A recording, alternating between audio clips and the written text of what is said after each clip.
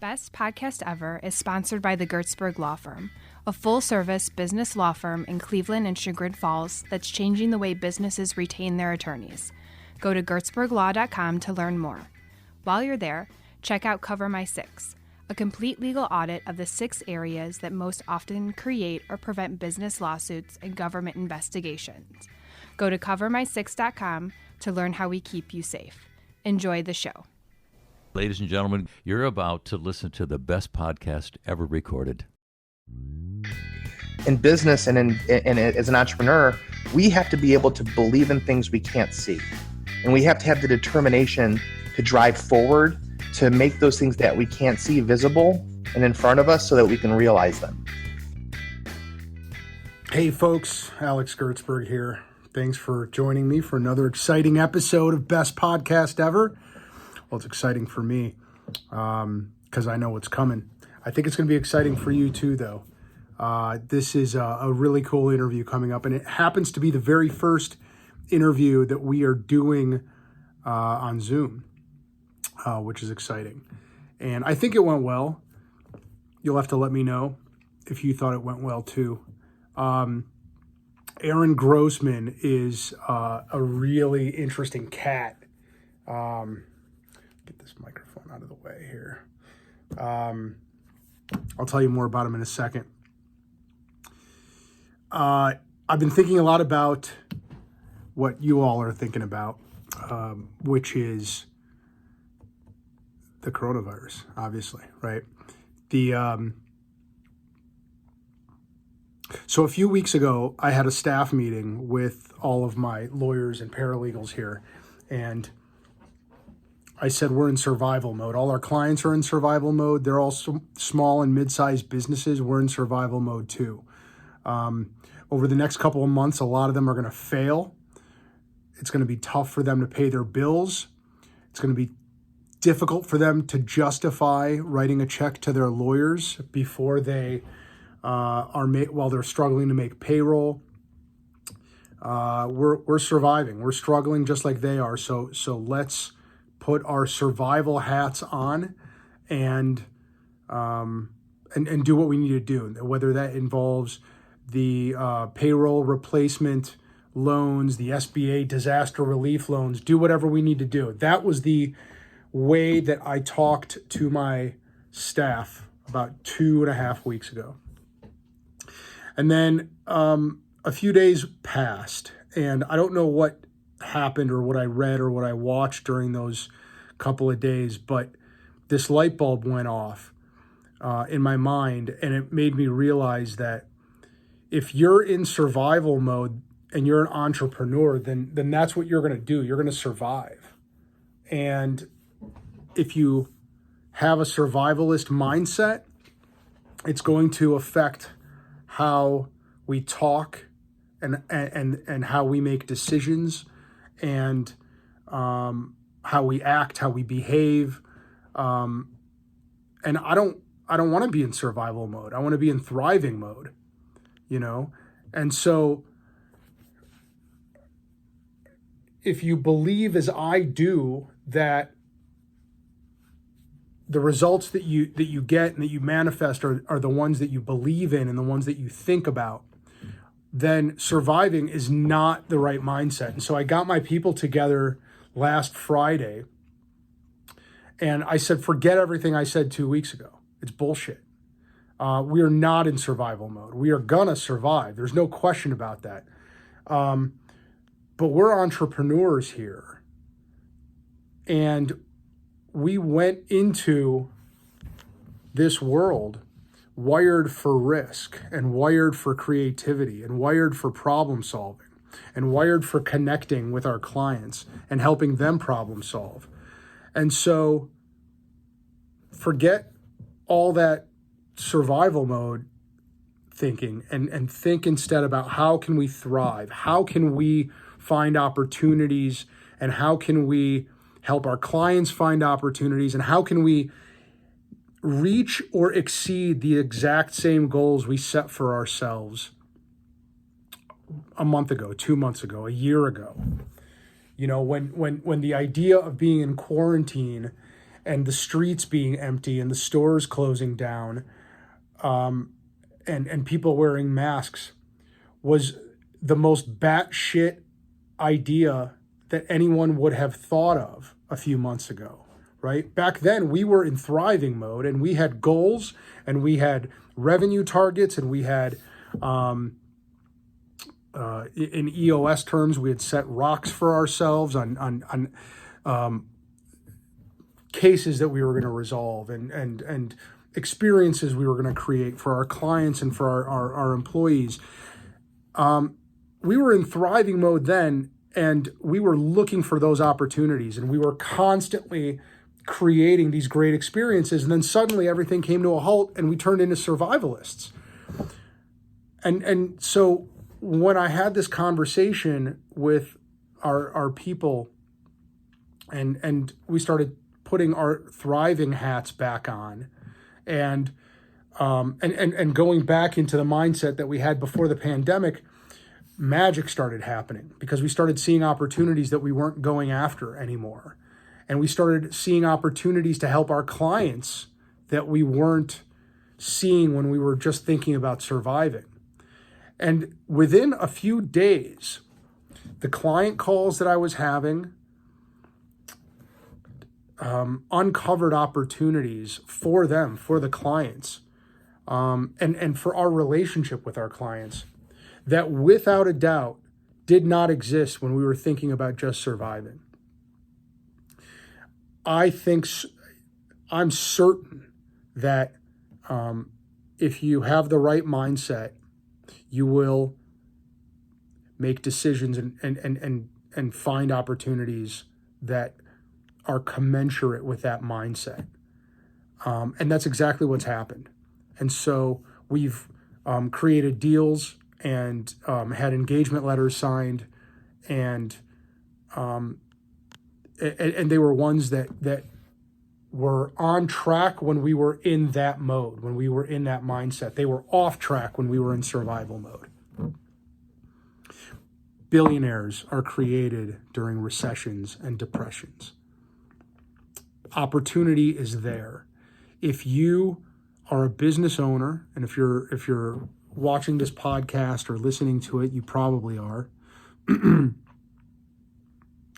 What I can tell you for sure is that there's going to be a lot of businesses shutting their doors. They already are, and they're going to keep doing that for the next couple months. What that means is that there's going to be customer relationships that are going to become available to competitors, to the marketplace. There's going to be talent that becomes liberated by the employers who are laying them off.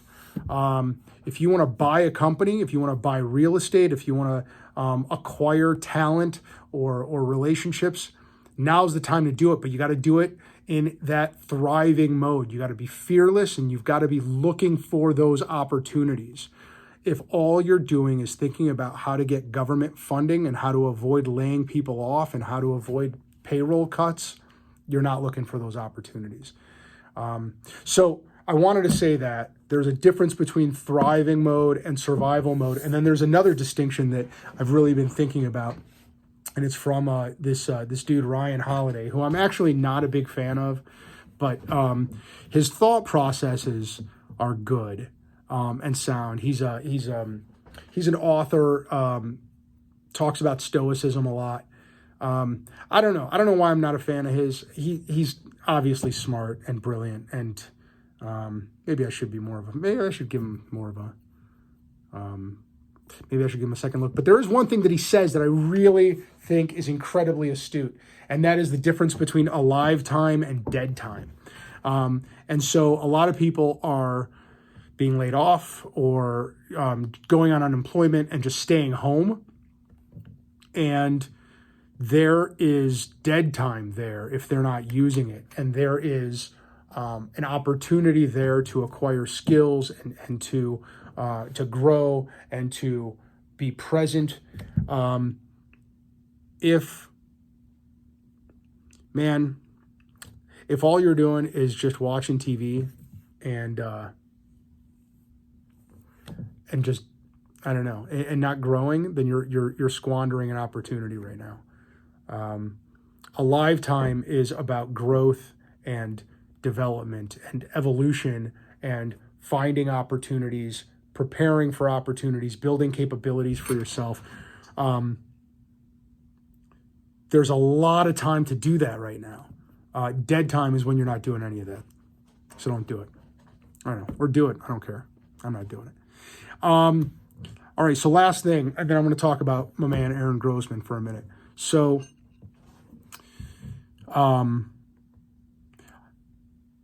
I talk a lot about Dan Sullivan.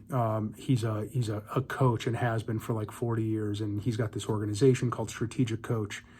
And I've been a part of it for the last 4 years. It's fantastic. I love it. But Dan Sullivan posted this, I think it was called the Scary Times Manual. And there's a really cool thing in there that I want to share with you guys. I should have had it up. I'm sorry. I'm not prepared.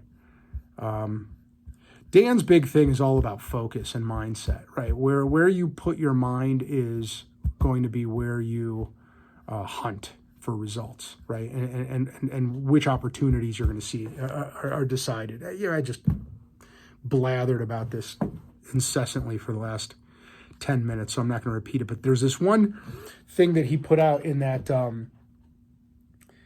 Scary Times Manual. I think if you go to strategiccoach.com, it's probably there. So he writes, forget about yourself. In these times, forget about yourself and focus on others. Forget about your commodity and focus on your relationships. Forget about the sale, focus on creating value. Forget about your losses, focus on your opportunities. Forget about your difficulties, focus on your progress. Forget about the future, focus on today.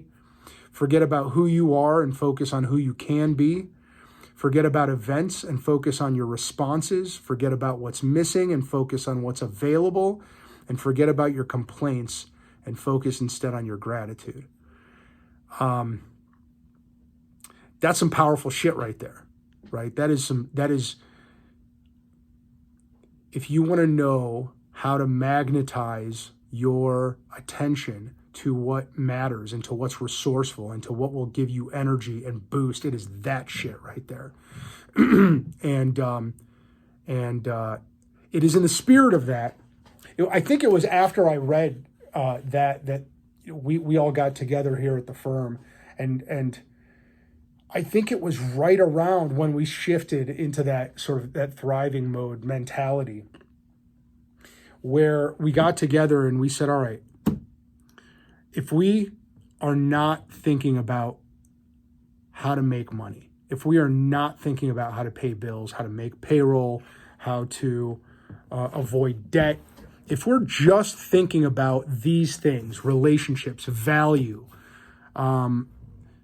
helping other people, what would we do with our skill sets, with our capabilities to help the business community, their families, the people we know, the world? What would we do with what we have? And we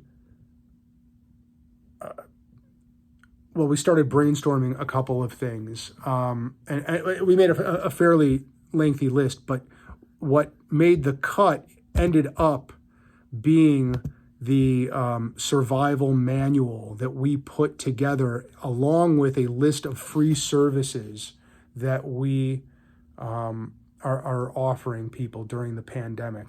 And so I'm going to tell you about them now for a few seconds, because it may be something that can help you or can help somebody that you know.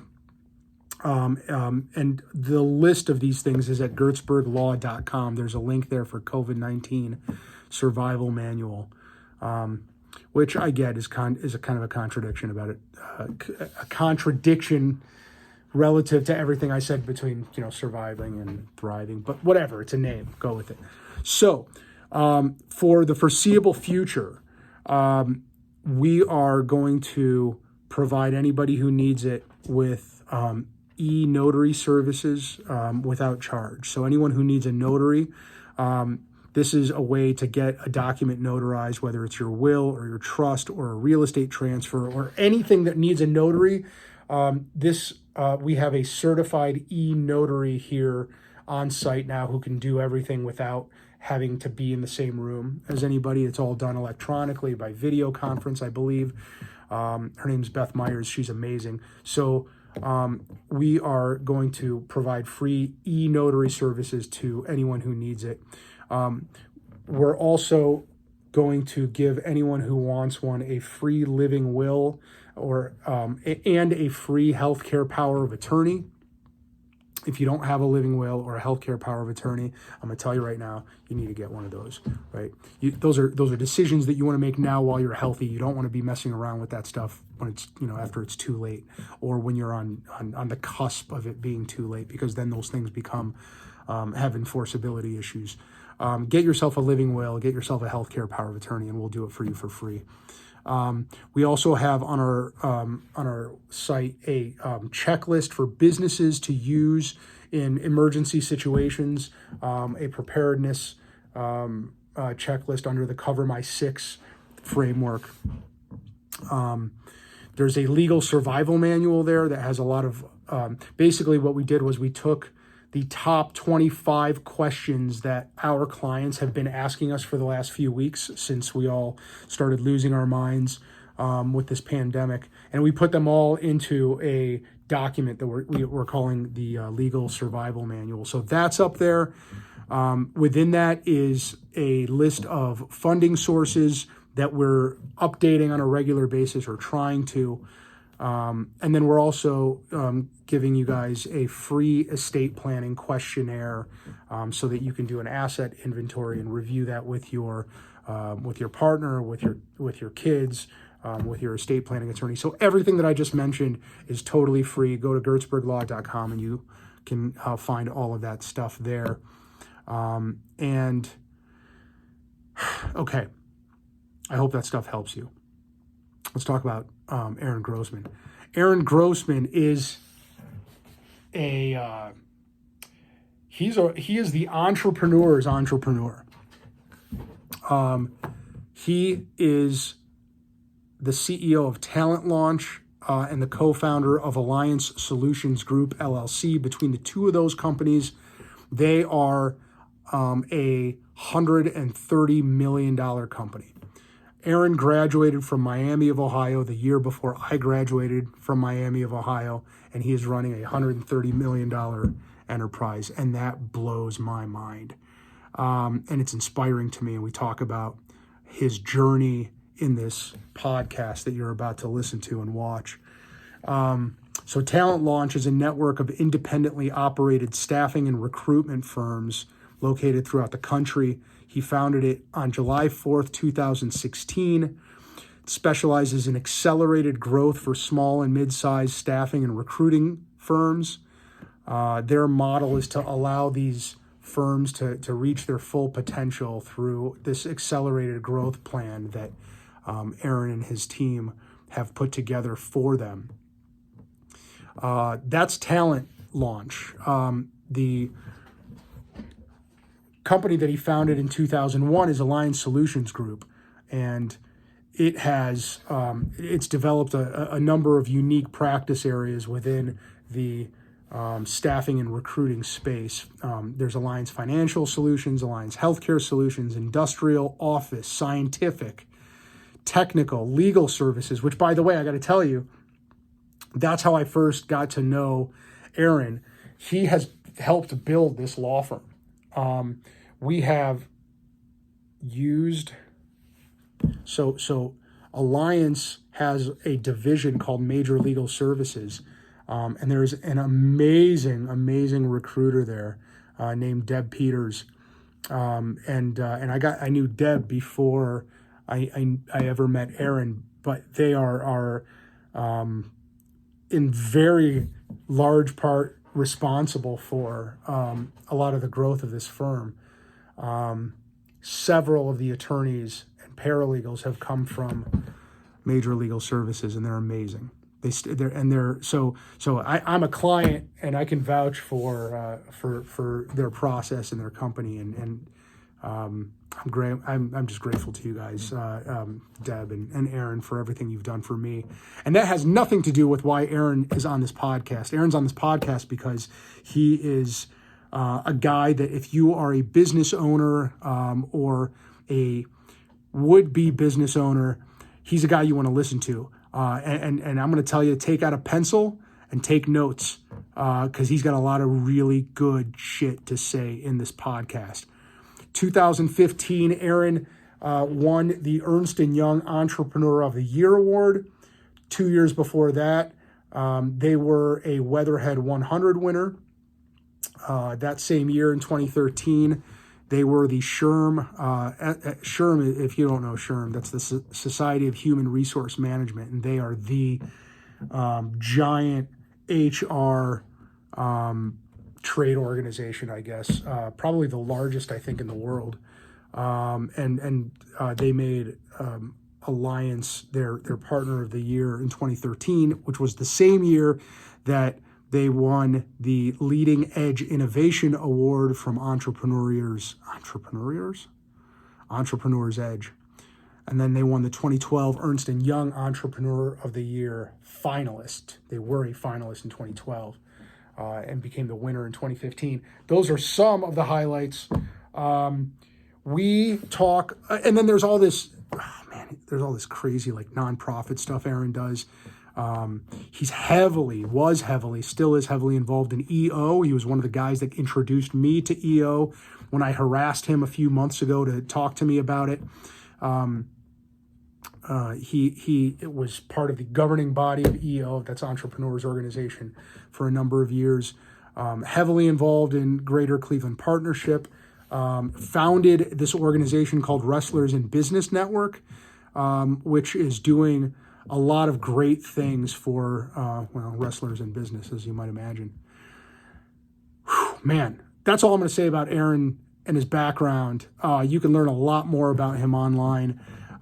Here in this podcast, we talk about his some recent wins, about mindfulness, paying attention to details as you're growing your business. We talk about his entrepreneurial journey from a finance major to how he got into staffing and talent. We talk a lot about setting up good processes. We talk a lot about the art versus the science of leadership and entrepreneurialism.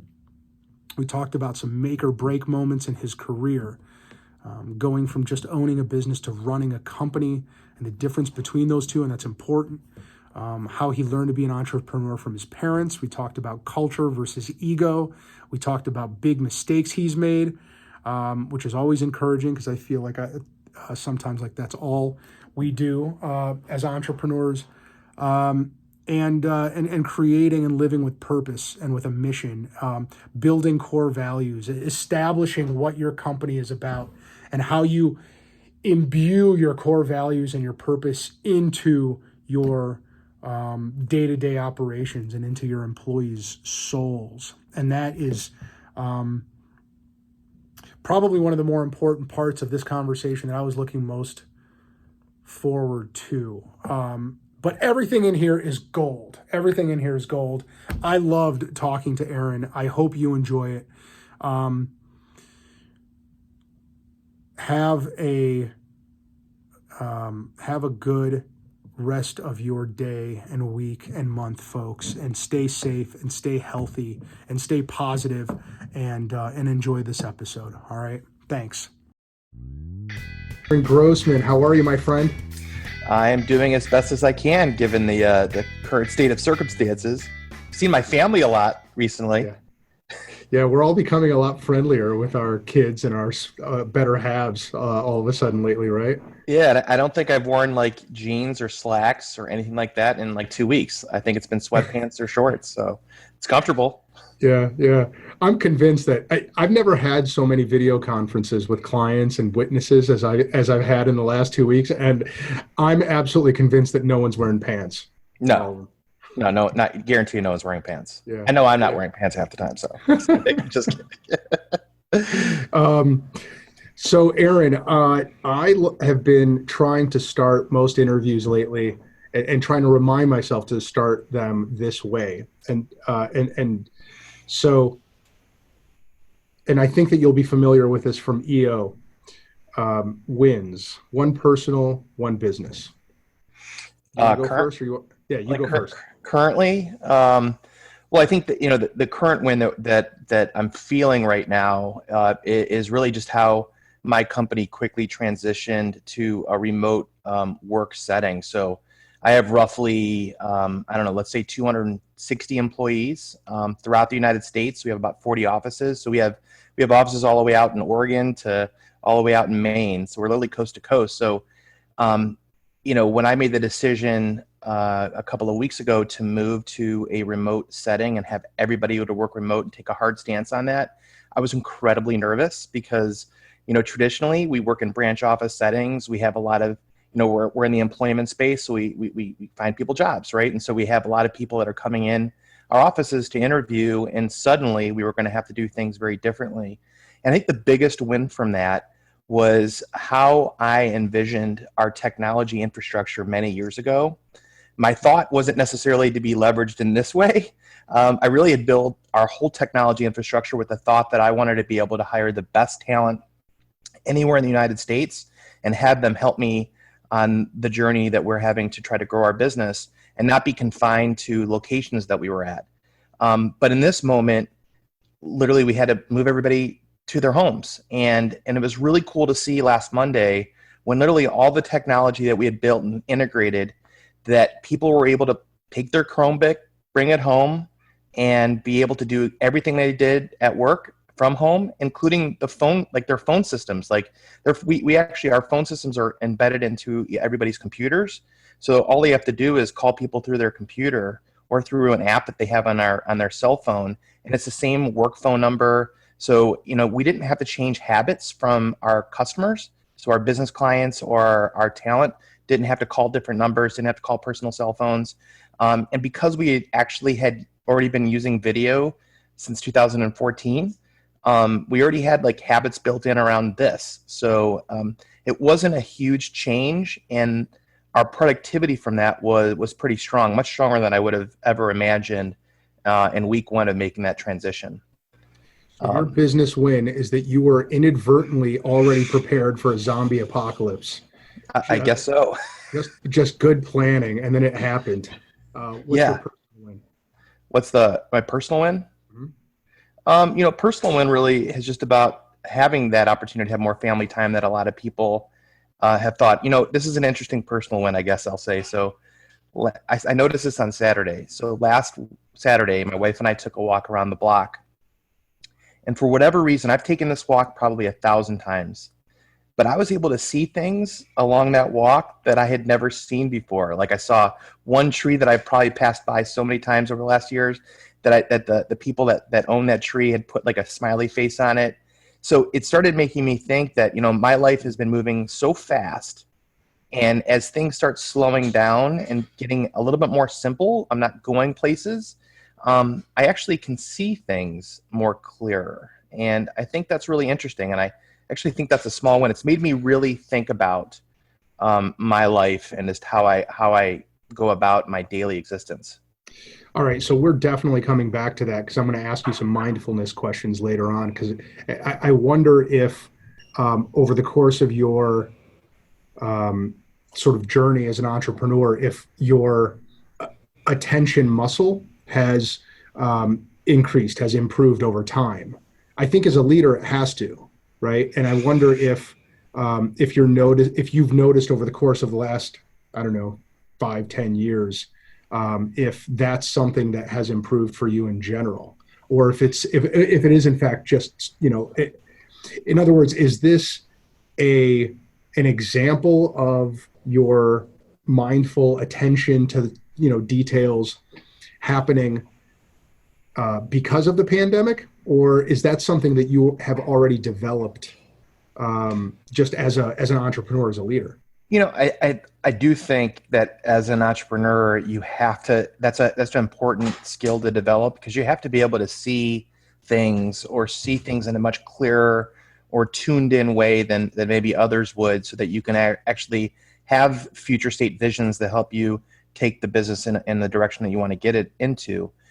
I think in this case, honestly, so yeah, I have that, but in this case, I really have put so much focus and attention over the years into into my business and into making sure that I can see all those things when I need to see them, and not necessarily being really mindful on other aspects of my life, and just slowing things down a little bit and enjoying things. And no, it's interesting. Both my wife and her sister at different times last week, and they didn't know they said it the same thing.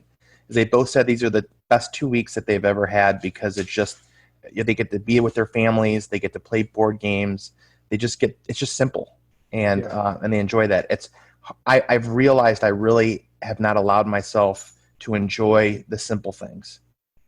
So my personal and business wins are very similar to yours, and they're related to each other in that I think that my relationships with my employees and with my family have really taken on a different dynamic. I think that when you see people stressed out and you see the role that you can play in diffusing that stress, in removing uncertainty in their lives, in just bringing the team together to still work in a motivated way and in a positive way, there's more family and cohesion here at the office, I think, now as a result, or maybe in spite of this crisis, than I've ever seen, in 7 years. So there's that. And similarly, on a personal note, having a 6-year-old at home, right? And so it's my girlfriend and my 6-year-old and I, and it has been like, I agree with your wife. I mean, it's been like magical. It's been so cool just watching her learn, watching her do her schoolwork, during the day, and just being a part of her life, and just interacting with her throughout the day. It's just been really cool. So those are my wins. Yeah, that's awesome. Yeah. Hey, so let's talk, Aaron, about your journey. Okay. Let's go back. So you grew up around here, I think, right? Correct. Yeah, I grew up in from kindergarten or first grade on in Beechwood, Ohio. So I graduated from Beechwood High School, and then went to Miami of Ohio, and went to school there. And I was an athlete, so I wrestled in high school, and then ended up wrestling in college. Got a scholarship to wrestle at Miami of Ohio when they had a program, and then graduated with a finance degree from Miami. Yeah, I think you were a year ahead of me at Miami, and I didn't know anything about the wrestling program because I was majoring in not going to class and failing accounting and Jerry Springer. I love Jerry Springer. 3:00 back then. I scheduled my classes around the 3:00 Jerry Springer hour. I remember Jerry Springer because that was the last thing I could watch before I had to go to practice. Yeah. So bridge the gap for what did you focus on? Business over there? Was that your major? Yeah, I had a finance major.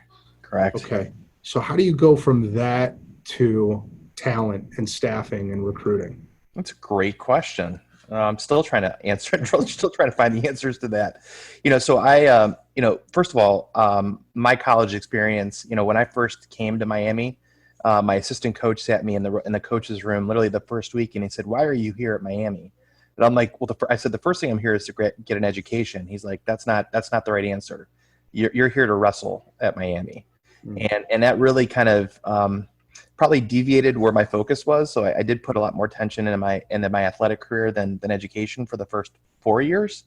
And so I decided after my fourth year that I'm like, I was going to have a general business degree. I'm like, I need to have a real degree here. And so I decided to take the finance major, which was, I think, a 2.5-year major. And I took it in 1 year. That was the first year I actually went to the library at Miami, like every day, and studied. So I got really good really quick at picking up things and being able to get where I needed to get to so I could graduate in 5 years. But yeah, I graduated with a finance degree. I thought I was going to really get into insurance, which my first job out of college was insurance. It was a small insurance brokerage firm that specialized in oil and gas called the Mapes and Company. They're out of Cincinnati, Ohio. It was a 10-person company. It was most of them had the last name of Mapes, And the owner was in his early 60s, I believe, and his wife, who was the receptionist, was there too. He was awesome. He taught me so much. She hated me. She refused to actually say hi to me for quite some time. And a lot of it was because she wanted her husband to retire, sell the business and retire. And I was the antithesis to that. I was not allowing that to happen because I was a young person coming in, and that was anti what she wanted to see happen. So, and that really affected how it affected in a meaningful way future state, and that I really started to understand the importance of culture in that moment. We were actually voted by a local radio station as the Scrooge of Cincinnati at one point, because I guess somebody else in the company had called up saying that this place is terrible to work at, because it was dead silence most of the day. And so it was really challenging, and it wasn't a fun environment. And it did help me think about what business should look like, especially if you're spending most of your adult life at your work, you know. And so that I think that I learned a lot from that experience. The other thing too, I'd say, because this is also ties into my entrepreneurial journey, what I loved about the owner of that business is they specialize in oil and gas. And what he told me is that, Aaron, I don't want you to do oil and gas. I actually want you to figure out something that you're passionate about that we can insure, and then figure out how to make that happen. And I'm going to give you 6 months to do it. So there was no, I didn't have any revenue requirements or anything like that, other than to figure out what I wanted to insure and come up with a plan of how I was going to attack it. And little did I know back then that was really my first true entrepreneurial experience. So back then I was coming off an athletic career, I was in shape, so I decided I wanted to insure health clubs. So then I had to go and find insurance agencies that would write policies on health clubs, and could I find an insurance agency that had maybe a unique approach to how they insured health clubs. And from there I had to create, once I found that, I had to create marketing strategies, and I had to find how do I find targets to be able to contact. And I had to teach myself all of this. I had no idea that wasn't what everybody had to go through when starting a job, but I had to do that. And it actually worked. I actually was able to get business and clients in the first year, and he was shocked by that because he thought it would take me 2 years to start building up actual clients with revenue. So that was a really cool moment for me as I look back, because I don't think I'd be where I was if I didn't have that first experience in my career. Right. So our crack research department here, Aaron, gave me a little set of notes about your work history, at least as it's reported by LinkedIn. And I'm trying to see, so the staffing and talent piece comes in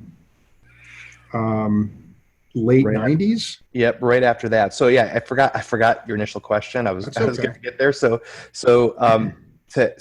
going back to the culture part of it, it became so untenable that I felt I needed to leave. Now, one thing my mother always taught me, she's like, you need to stay in your first job after college for at least a year.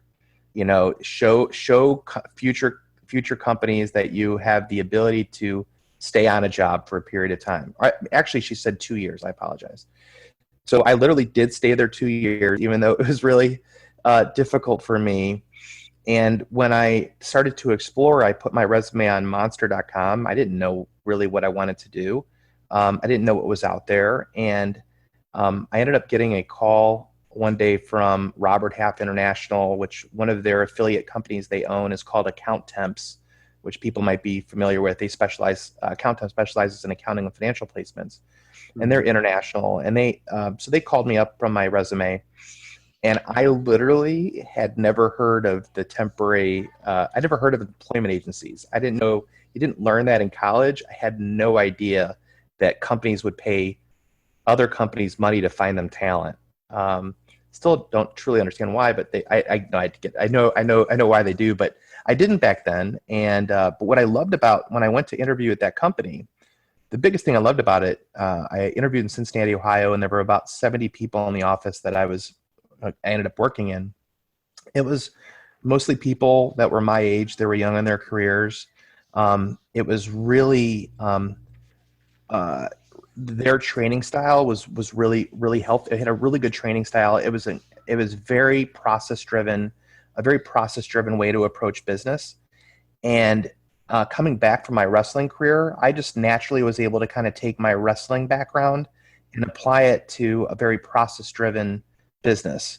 So I in wrestling, you're constantly practicing the same moves over and over and over again, trying to find that little variance to the move, the position of the move, so that you can execute it successfully. It was the same thing to me as like creating process around how you do your work and just getting really good and repetitive around that process and trying to find just small different variations to that so that you can become better and more successful at it.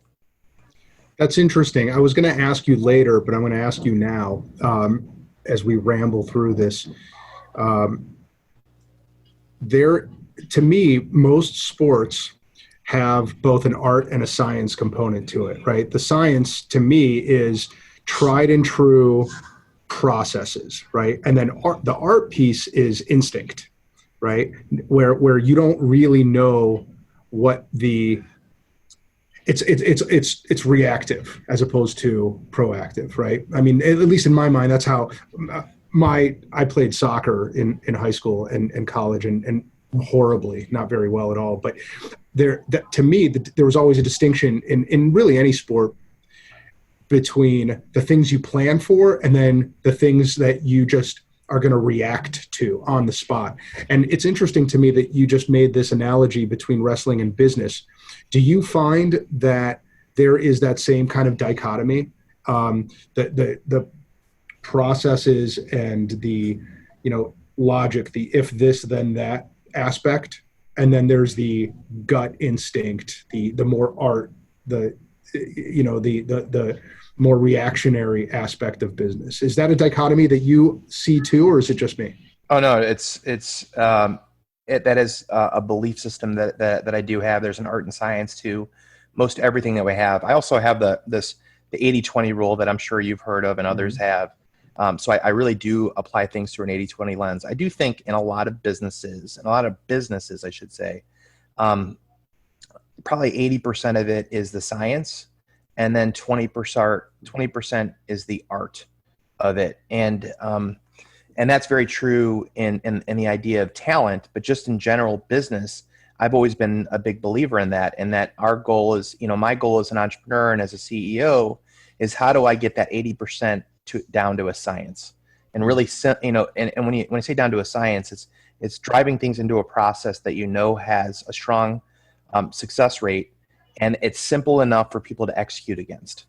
And then hopefully you've hired right, because then it's the talent part that's going to take the 20% and make that science just unbelievably great. Right. And that's always the hardest part is finding those people who really can be an artist in those moments. So in athletics, it's the same thing. Like and those were things that there's different levels of that, right? Like I was good enough to be a Division I college athlete so that I had the science part down. I had a science part pretty well versed.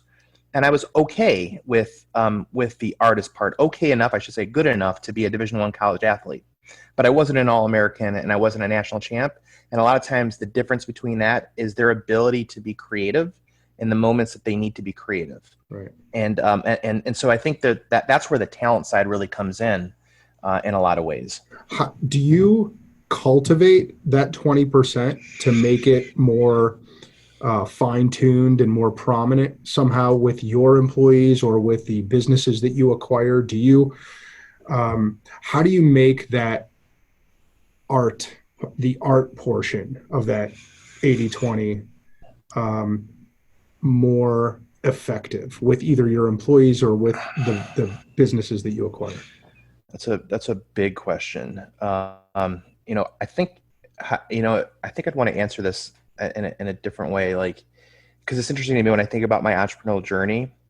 I think at the start of things, it's at the 80-20 rules opposite. It's like 80-20, 80% art, 20% science, because most of the time you're starting something without you haven't created the science of it. It's like, how can I find people to get things to happen? How do I find people who can understand what we're trying to do and get it done and help me at least push this forward? And then the farther along you get, and the more time you have to invest in, you start defining and building the science part of it, and really building process up over time. And it's funny as I think about my journey, like, where, I started at 27 in 2001, where with nothing. And, the company today is roughly about 130 million in revenue. We have, 260 people. I would have thought by this time, the science part would have been just locked down and loaded, but it's really an evolving process. You're constantly, as you're learning along the way, you're learning how to create the science out of what you're doing, so that you can simplify it in a way that you can hire people into so they can execute, and then you continue to grow. Yeah. So we're definitely, like, especially when we kind of plowed through this $100 million mark, that became a huge awakening around just how much we had to do around driving the science through process. And that's kind of where we're at today, in fact. So I've got a side theory on what you just said, because I feel that way too. I feel like I try to get my business to operate as much as possible within, and I think that 80-20 analogy is a really good one. Like, as much process as you can without stifling creativity, right? That's that 20%. But for me personally and my growth as an entrepreneur, it's just like what you said, it's more 80% from the gut, right? And only 20% is process driven. And my theory about that is I have hopeless ADD. I need to delegate to other people to create and enforce and train on processes, because I'm just, my brain isn't wired for process. My brain is wired for more, I guess, creativity, more just from shooting from the hip. And I think that has served me well when I've had to rely on processes. It can only be because I have somebody else keep my feet to the fire about that. Do you feel that way? Do you feel like you have ADD? Oh yeah. In that same way? Yeah, I for sure do. Like, again, I think my athletic career helped me connect to process much better, because I mean, literally wrestling since I was 6 years old.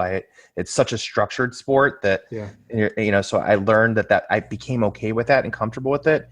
And I probably have, like, I talk about this about my wife all the time. Like, I probably have a mixture of ADD and even OCD. Like, oh, me too. Yeah.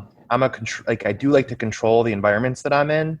And so it's, business without, when you start a business, there appears to be so much opportunity within it. And I actually think, from my experience, that's where people get lost really quick. It's just in the opportunities of where they can take a business as an entrepreneur.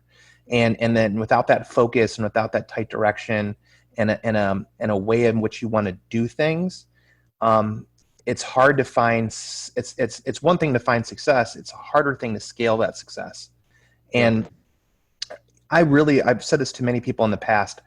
I think had the two perfect jobs for me to start a business and start a business where I could scale.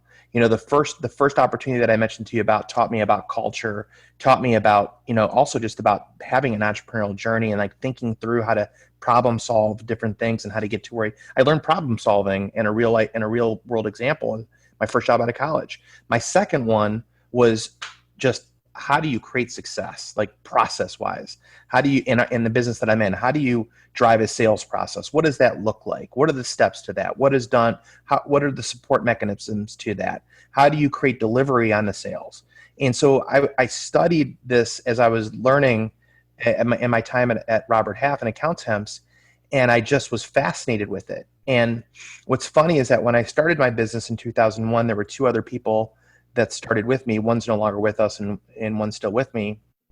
I was the only one that literally, when we started it, I pretended that my manager from Robert Half was sitting next to me, and all I did was the exact same thing I did at that company. I followed the exact same process. I refused to allow myself to see all the opportunities that were possible in being an entrepreneur and starting a business. I learned this later on, that this was a valuable lesson that I'd already learned. I inherently said no to a lot of things because they weren't in my wheelhouse of what I was good at. And I had learned from Robert Half around the process, do what you're really good at, keep focused, say no to a lot of things, say yes to things you can do. And I think that just helped me naturally. Both those two jobs helped me create this company. And I still fall back on a lot of those fundamental and foundational components to those two jobs that I still apply today. And it's worked really well. So Aaron, it's 2001. You hang out your own shingle, right? And is it, what was the name of that company? Alliance Staffing Solutions. Okay, so you're still, and that's still a name that you're using today, right? Well, we renamed it Alliance Solutions Group in 2012. Okay. But it's still a name, yeah. Alliance is still a name. So following the timeline from 2001, at some point you're at 100 million in revenue. When is that? That happened in 2000. We broke it in 2018. All right. So there's a 17-year trajectory there, right? Talk a little bit about, I don't know, if you could, I'm imagining that there's, daily, weekly challenges, struggles, problems to solve, hockey sticks, right? But see if you can isolate like two or three of those, sort of make or break moments that you can, starting from 2001, where you saw that this is no longer just a small shop that I'm running with my buddies, and it's going like this. You know what I mean? Like, talk about those moments. Well, I got a lot of moments. Which ones stand out? Oh, okay. The first one to stand out would be September 11th, 2001. So we started the business in July 4th, and we were able to acquire, our largest customer at the time was called Alamo Rent-A-Car. There's still Alamo Rent-A-Cars that you see, but there was a neighborhood division, and it was headquartered in Cleveland, Ohio. So our largest account, we had, I think we had at that time, and this is small for us today, but like $20,000 in receivables. September 11th hit, and 2 months later, the company filed bankruptcy. And suddenly that receivable is not going to be collected on. And we don't know any of this stuff. Like, we've never dealt with this side of the business of bankruptcies and whatnot. And we have an investor and two investors that kind of, had helped us fund the business and get a credit line to run the business. We had no idea what to do at that time. And, fortunately, we did have good financial partners who helped us through that moment. And quite honestly, at that time, we just, what I told everybody is that just keep your head down, keep doing what you're doing. We were so hungry to win that we spent so much time in the business. Like, we would work till 9 or 10 o'clock at night. We just wouldn't stop. And we try to create different messaging that just made us look or sound different. That was the goal. It's like, we didn't want to, the one thing I didn't do, that didn't follow me from Robert Half was taking a corporate approach to marketing. I felt the difference that we could provide from marketing is to be really genuine and authentic, and just be honest and different. And that helped us get into the door quite a bit. Now, fast forward a couple of years, we started seeing a lot of growth. I should say, like, there was a time in 2003 where we started to see some success. Yet I was still a big part of the success from a production standpoint. And I literally remember sitting at the desk I was at the time, saying to myself, is this what I want? Do I want to create a business where the business really is dependent on my success from a production standpoint? Or do I want to create a company where I have multiple people on this journey with me, helping us get to where we want to go? And it was at that time I really decided that I wanted to make a company, not just have a business. And I started to hire people. So pause right there for a second. Yep. And I'm a chronic interrupter, so forgive me. Oh. Did you figure that out on your own, or was there a coach? Was there a book? Was there a resource that, because for me, somebody had to shake me and tell me. I mean, there was the E-Myth. When I read that made me realize that I could either work on the business or in the business. That was the first thing. And then I had a coach saying, you got to stop working in the business all the time. Did you have anything like that, or was this just sort of like a light bulb that went off on its own?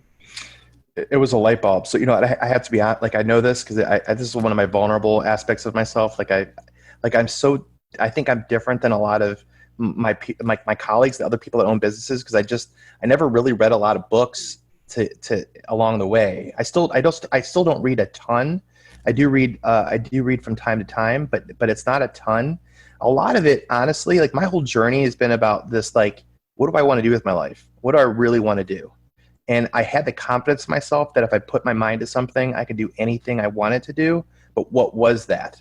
And I really always had this like premise that I really only have one ride on this rock. This is one life I'm going to have to live. I want to live it the way I want to do it. And I think that helped me become an entrepreneur. I didn't have like the risk worry about it. It's like, that's what I want to do. I'm sorry for interrupting. The information enters your consciousness somehow. It goes into your brain somehow. If it ain't a book or a coach, it's from somewhere, right? But the information gets there. And my guess is that you're just a really astute observer, right? And you're learning from your failures really well, right? I mean, you're getting there somehow. The information is getting there somehow. Yeah, a lot of it is through my like visual experiences that I've had. Back then it wasn't as many of those coaches per se. I think, coming from Robert Half, seeing what they were doing, and they were, a multi-billion-dollar company at the time. And there was, in the back of my mind, is that that's what I want to be. I want to create a company like that. I think I can do it better. And so that was kind of always an inherent driving force.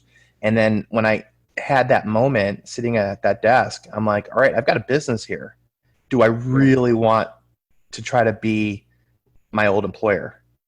And when I decided I wanted to do that, then I again just started hiring under the same framework that I had learned from Robert Half. How do they hire people? What do they look for? What kind of structure do we have around our business? So at the time we were I was creating specialized staffing, basically practice groups that really had a tight focus within a specific industry or job discipline, which was, very much similar to my experience at Robert Half. Yeah. So, and the other thing that I'm curious about, and then I want to go to, in a few seconds, I'm going to ask you about your biggest failures. So we're going to keep it positive until we get to the 100 million. And then I'm going to pull the rug out from under you. But the other thing I'm curious about, I've learned a lot since we just represent the majority of our clients are businesses and business owners. And my whole career is been focused on them. I've learned how to be an entrepreneur from them, right? I'm just watching them grow and seeing what mistakes they've made. Did you find at all that a lot of your education about scaling and business growth came from the clients that you were working with? No.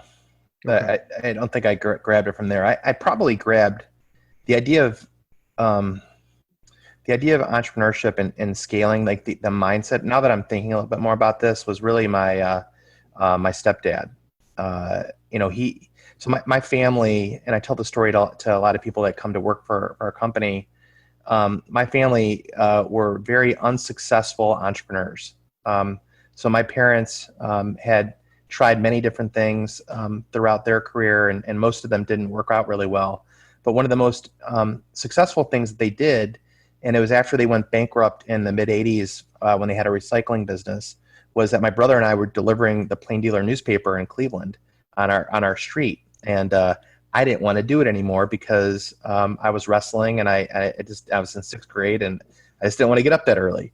And little did I know at that time that, my parents were really struggling to pay the bills. In fact, I think it was the gas bill that was turned off for about 2 weeks. And I remember my mom would, we had an electric stove. My mom would heat up the water and put it in the tub so that we can take fast, but they ended up taking on that paper route. And so these are the things that I learned a lot from. So like my parents were really good at thinking differently about everything. So at that time, kids, teenagers deliver the newspaper. They learned at that time that you were actually an independent contractor of the plain dealer, and you could effectively charge whatever rate you wanted to charge to your customer. So their thought was at that time was like, let's find a bunch of affluent neighborhoods and charge a nice markup and deliver a lot of newspapers to them. So within about 6-month period after taking over our route, they were delivering to 2,000 people every day in affluent neighborhoods, and were making well over 6 figures doing that. I got made fun of a lot growing up in high school because they knew, as my parents were the ones who delivered the newspapers to them. But my parents actually showed that you can make money doing pretty much anything if you think differently about how you do it. Yeah. Oh, that's fascinating. My mom took over my paper route because she felt sorry for me.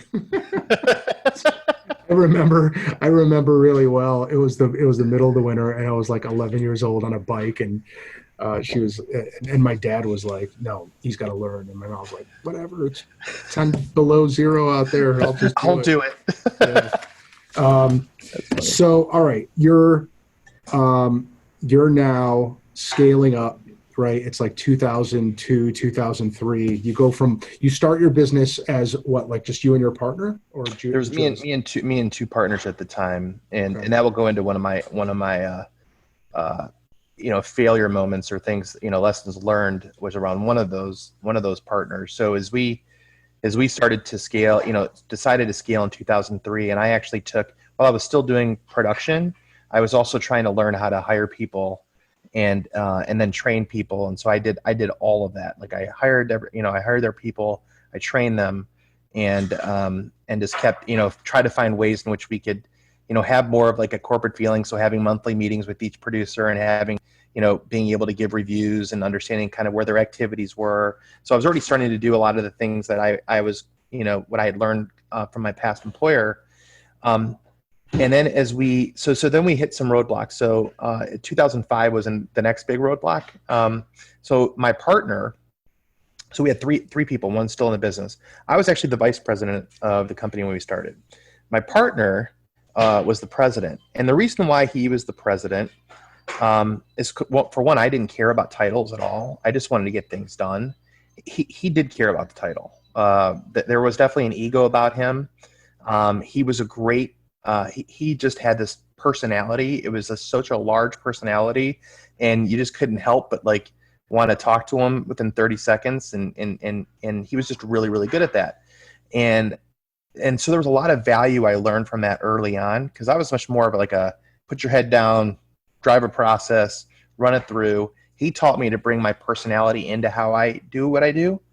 And, but the other thing, the lesson I learned from him is that as we started to get success, that ego got a lot bigger, and he stopped doing the things that were valuable to the company, and started really creating issues around that because of his ego. His ego got so big that he did some very unethical things as well.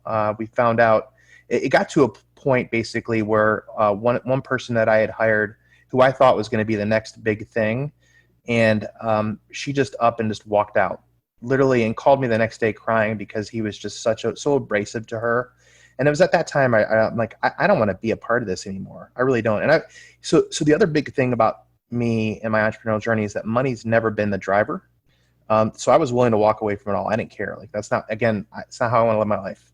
So I was prepared to walk away, and I went and actually met with the other guy who's still with me, and he was a workaholic. He still works till 8:30 at night, 9 o'clock at night every night. But I told him, they were living together, and I told him that I was going to leave the company.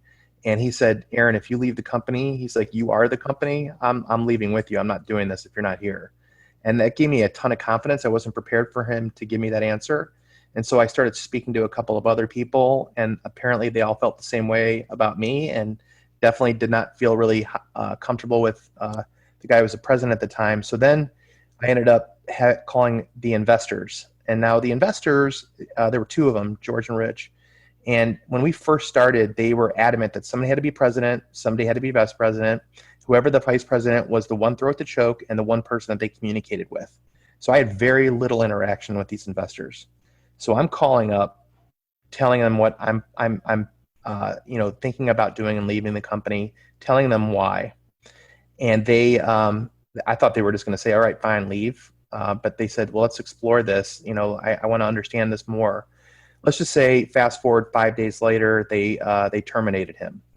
They found out that he was embezzling about $500,000 out of the business. Wow. Illegally. And so to not put him in jail, we got his Rolex watch back. We got his car that apparently he had purchased for an exotic dancer. So there were a lot of things that we found that we were able to get back, and we got back his interest in the company, and we let him walk from there. So, that's that was a terrible moment. But I will say is like that was, when I coupled that experience and that ego experience, and my first job where there was just a terrible culture, that started my passion around building a culture and really building an environment that I wanted to be a part of, and that like-minded people wanted to participate in, so that I didn't have to deal with those types of people anymore. I really couldn't stand having somebody like that in our business. Yeah. Let's take a detour here. So you have been very kind to open up your offices to folks in EO. You were actually, I don't know if I told you this. You were one of like 3 people that convinced me to join EO. This is my 4th month in it. And I cannot thank you enough, man. It's been an amazing organization. That's I want to awesome. talk about, yeah.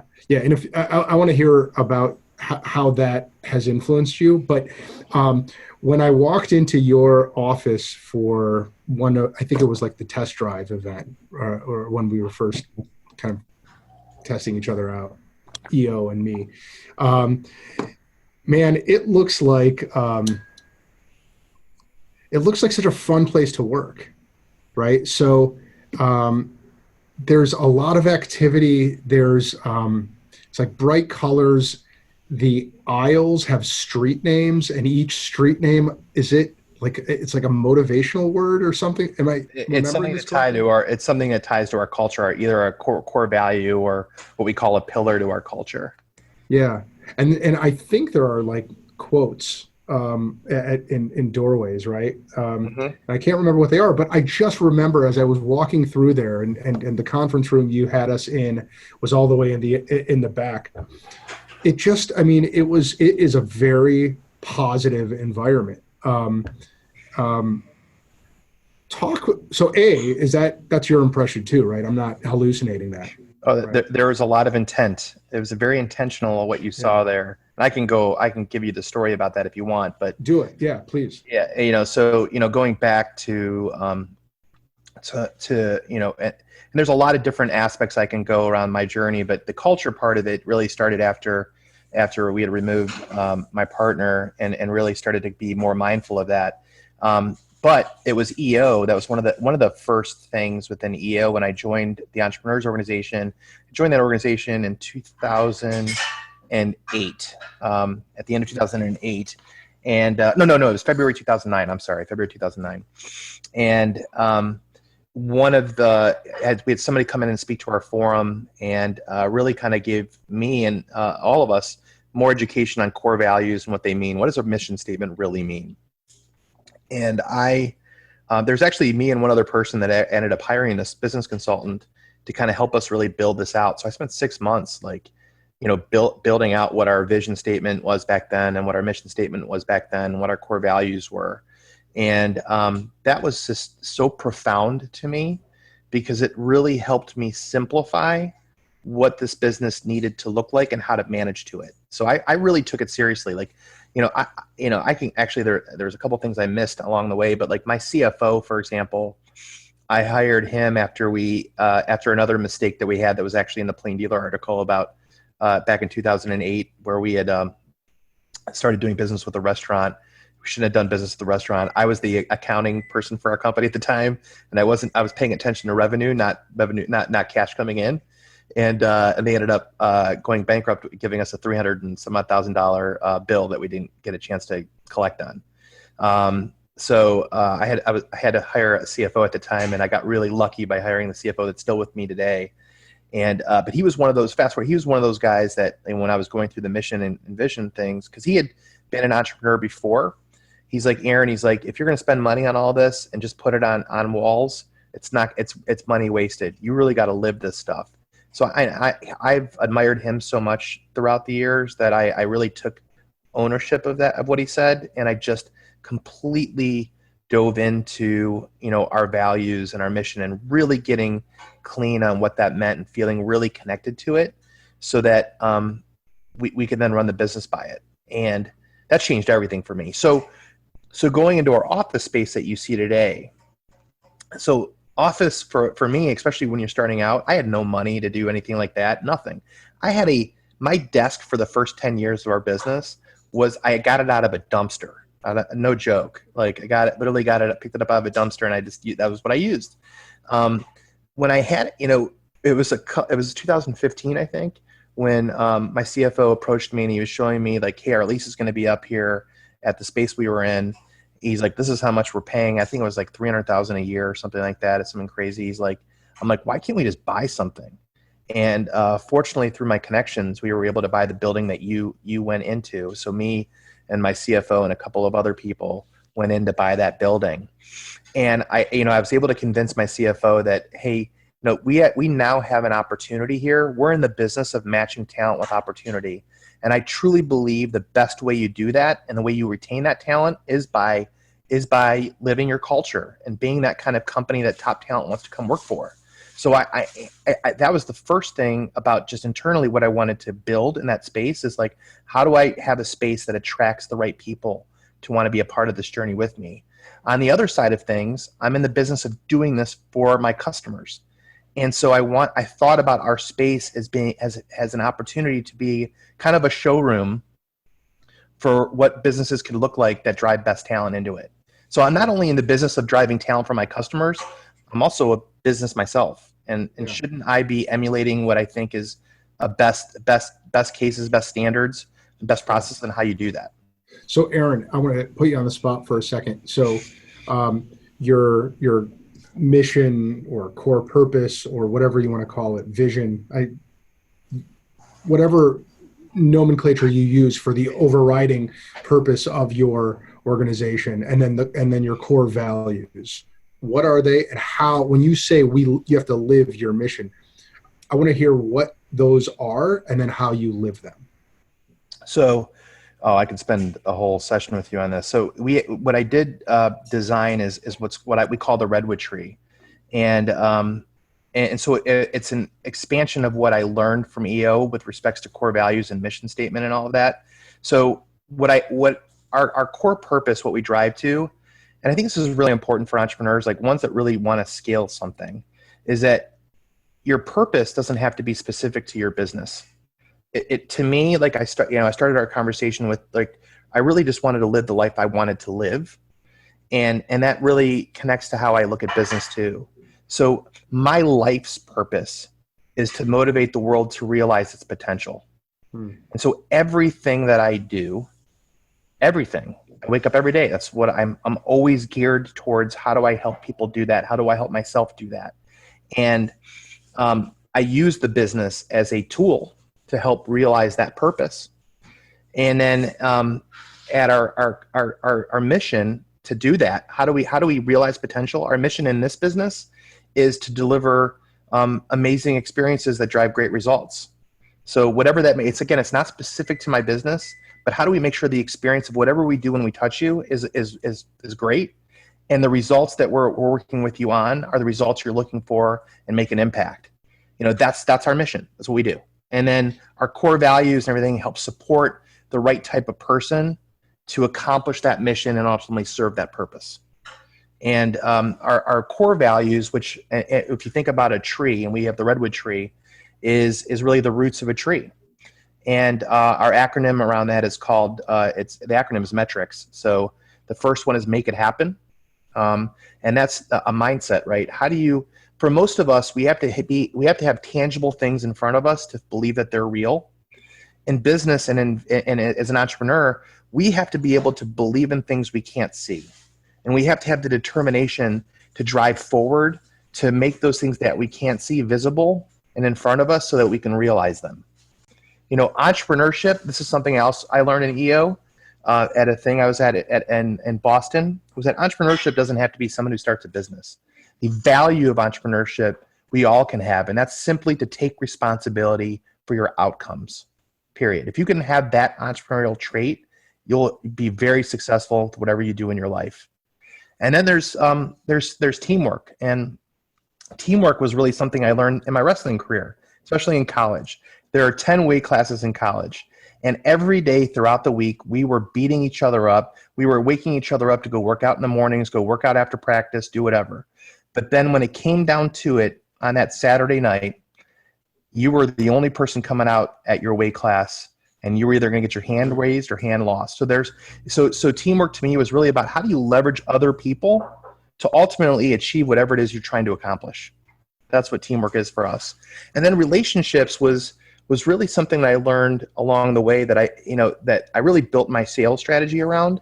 So sales to me, I was so scared that I thought sales was like a used car salesman and I'm just trying to get you to buy, and to me that's a taker mentality. So for us, relationships and really is the driver of our sales strategy. Relationships is about being a giver and not a taker. And I think that's just such a simple way of looking at things. The more that you look to give to people, the more you'll receive on the other end of things versus just trying to take business and take stuff. So that was big. And then integrity, I learned this actually from an EO session. I got a chance to hear Brene Brown in person down in Austin, Texas a couple of years ago. It's really cool. She's amazing. It's amazing. Yeah. And if you think about integrity, so integrity, everybody else is like, integrity is about doing the right thing. Yeah. That's actually inherently, you don't hire people typically in your business unless they're willing to do the right thing. So I don't make that I changed the way we defined integrity to choosing courage over comfort. And that's a Brene Brown definition of integrity. I love it. So how often and how hard is it for us to choose courage in how we run a business and how we talk to our associates? Do we have those hard conversations or do we talk behind their back?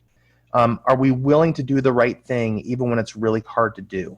That's really about what I believe integrity is. You live a life of integrity when you choose courage over comfort.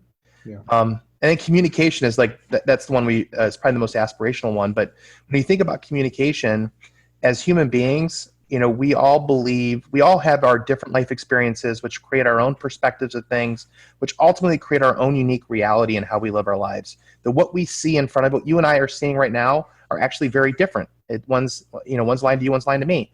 And so if you believe that everybody's reality is slightly different, it's incredibly important from a communication standpoint to paint pictures to create alignment. So spend time to make sure we're bringing people into our reality so that we can go on the same path together versus me trying to drag you because you really don't understand what I'm trying to do, right? And then finally is a sense of urgency, and that's really about process. How do you get really good at a process so that you just make really hard things very easy and look really easy to do? What was the E? I got everything except the E. That's entrepreneurship. Entrepreneurship. Got it. Let's take responsibility for your outcomes. Yeah. So here, I struggle with this. We have 4 core values, and it's innovate, communicate, connect, and commit. Right? And how do you make your employees is probably the wrong. How do you get people to feel your core values and live them and practice them on a daily basis? What are you doing to make everybody really live those values? Well, one, we how we hire people is through those values. So we have interview questions that are very much tied into getting an understanding of how people express themselves in that value, or if they even understand what that value is to how they live their lives, right? So that helps us hire people that live those values. A lot of the things that we have created, anything that we create, we have to tie back to a core value. Is this thing that we're creating or asking people to do, what core value are we able to kind of align to it around? so from an accountability standpoint, so, we'll create a lot of business intelligence and reporting because we want people to see what they're doing. We want people to be accountable for their daily production. We want to give them, they came here because they believe in that value. So we want to give them access to as many things as possible so they can be accountable for whatever it is that they're trying to accomplish. Right.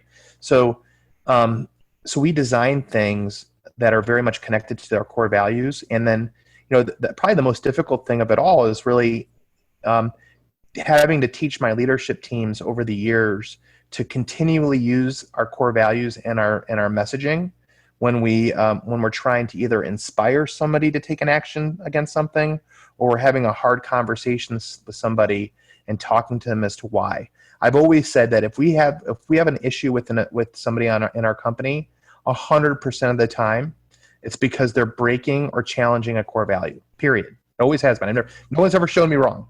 It's always something. Yeah. And I think the more that when you're hiring to it and when you're living it and you're managing to it every day, people get really inspired. Like it's helped me hire some really great people especially over the last few years. It's also helped me have really great endings with people.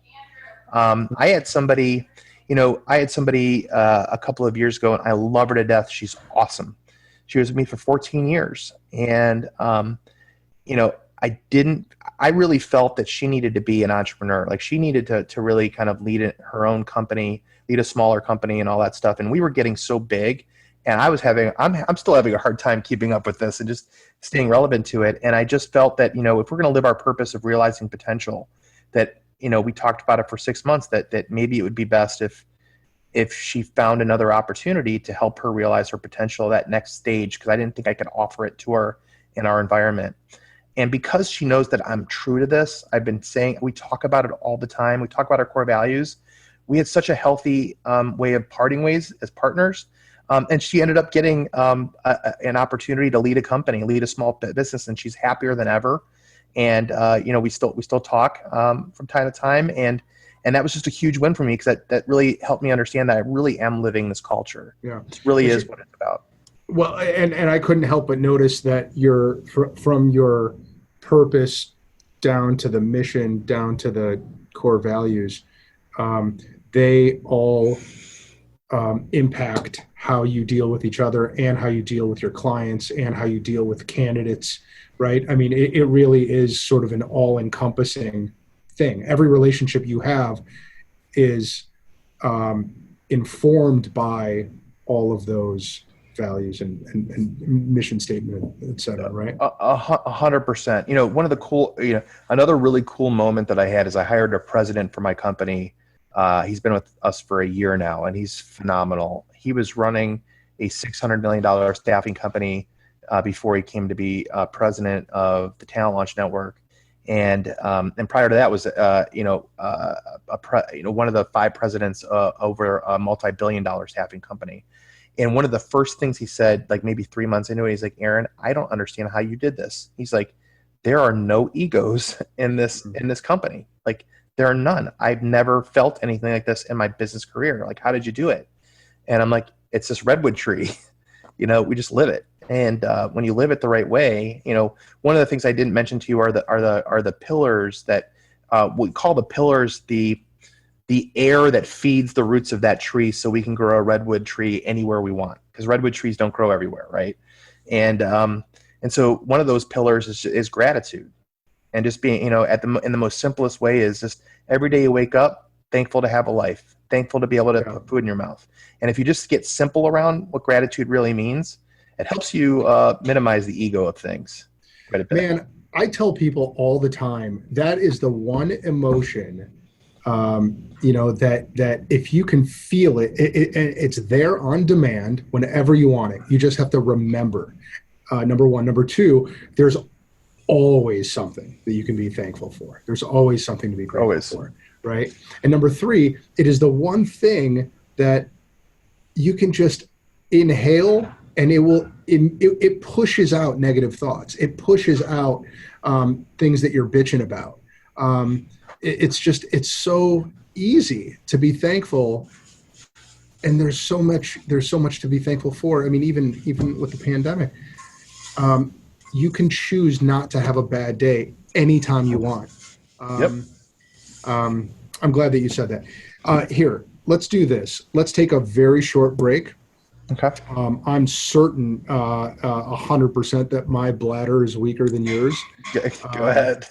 So let's take a very short break and then come back, and we're going to go into some of the lightning round questions and then go home. Awesome. All right? Sounds good.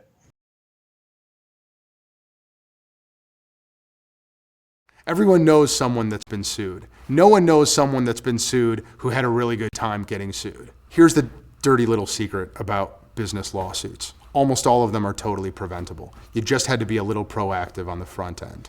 I've spent almost 2 decades representing businesses and business owners, employees, executives, inside and outside the courtroom.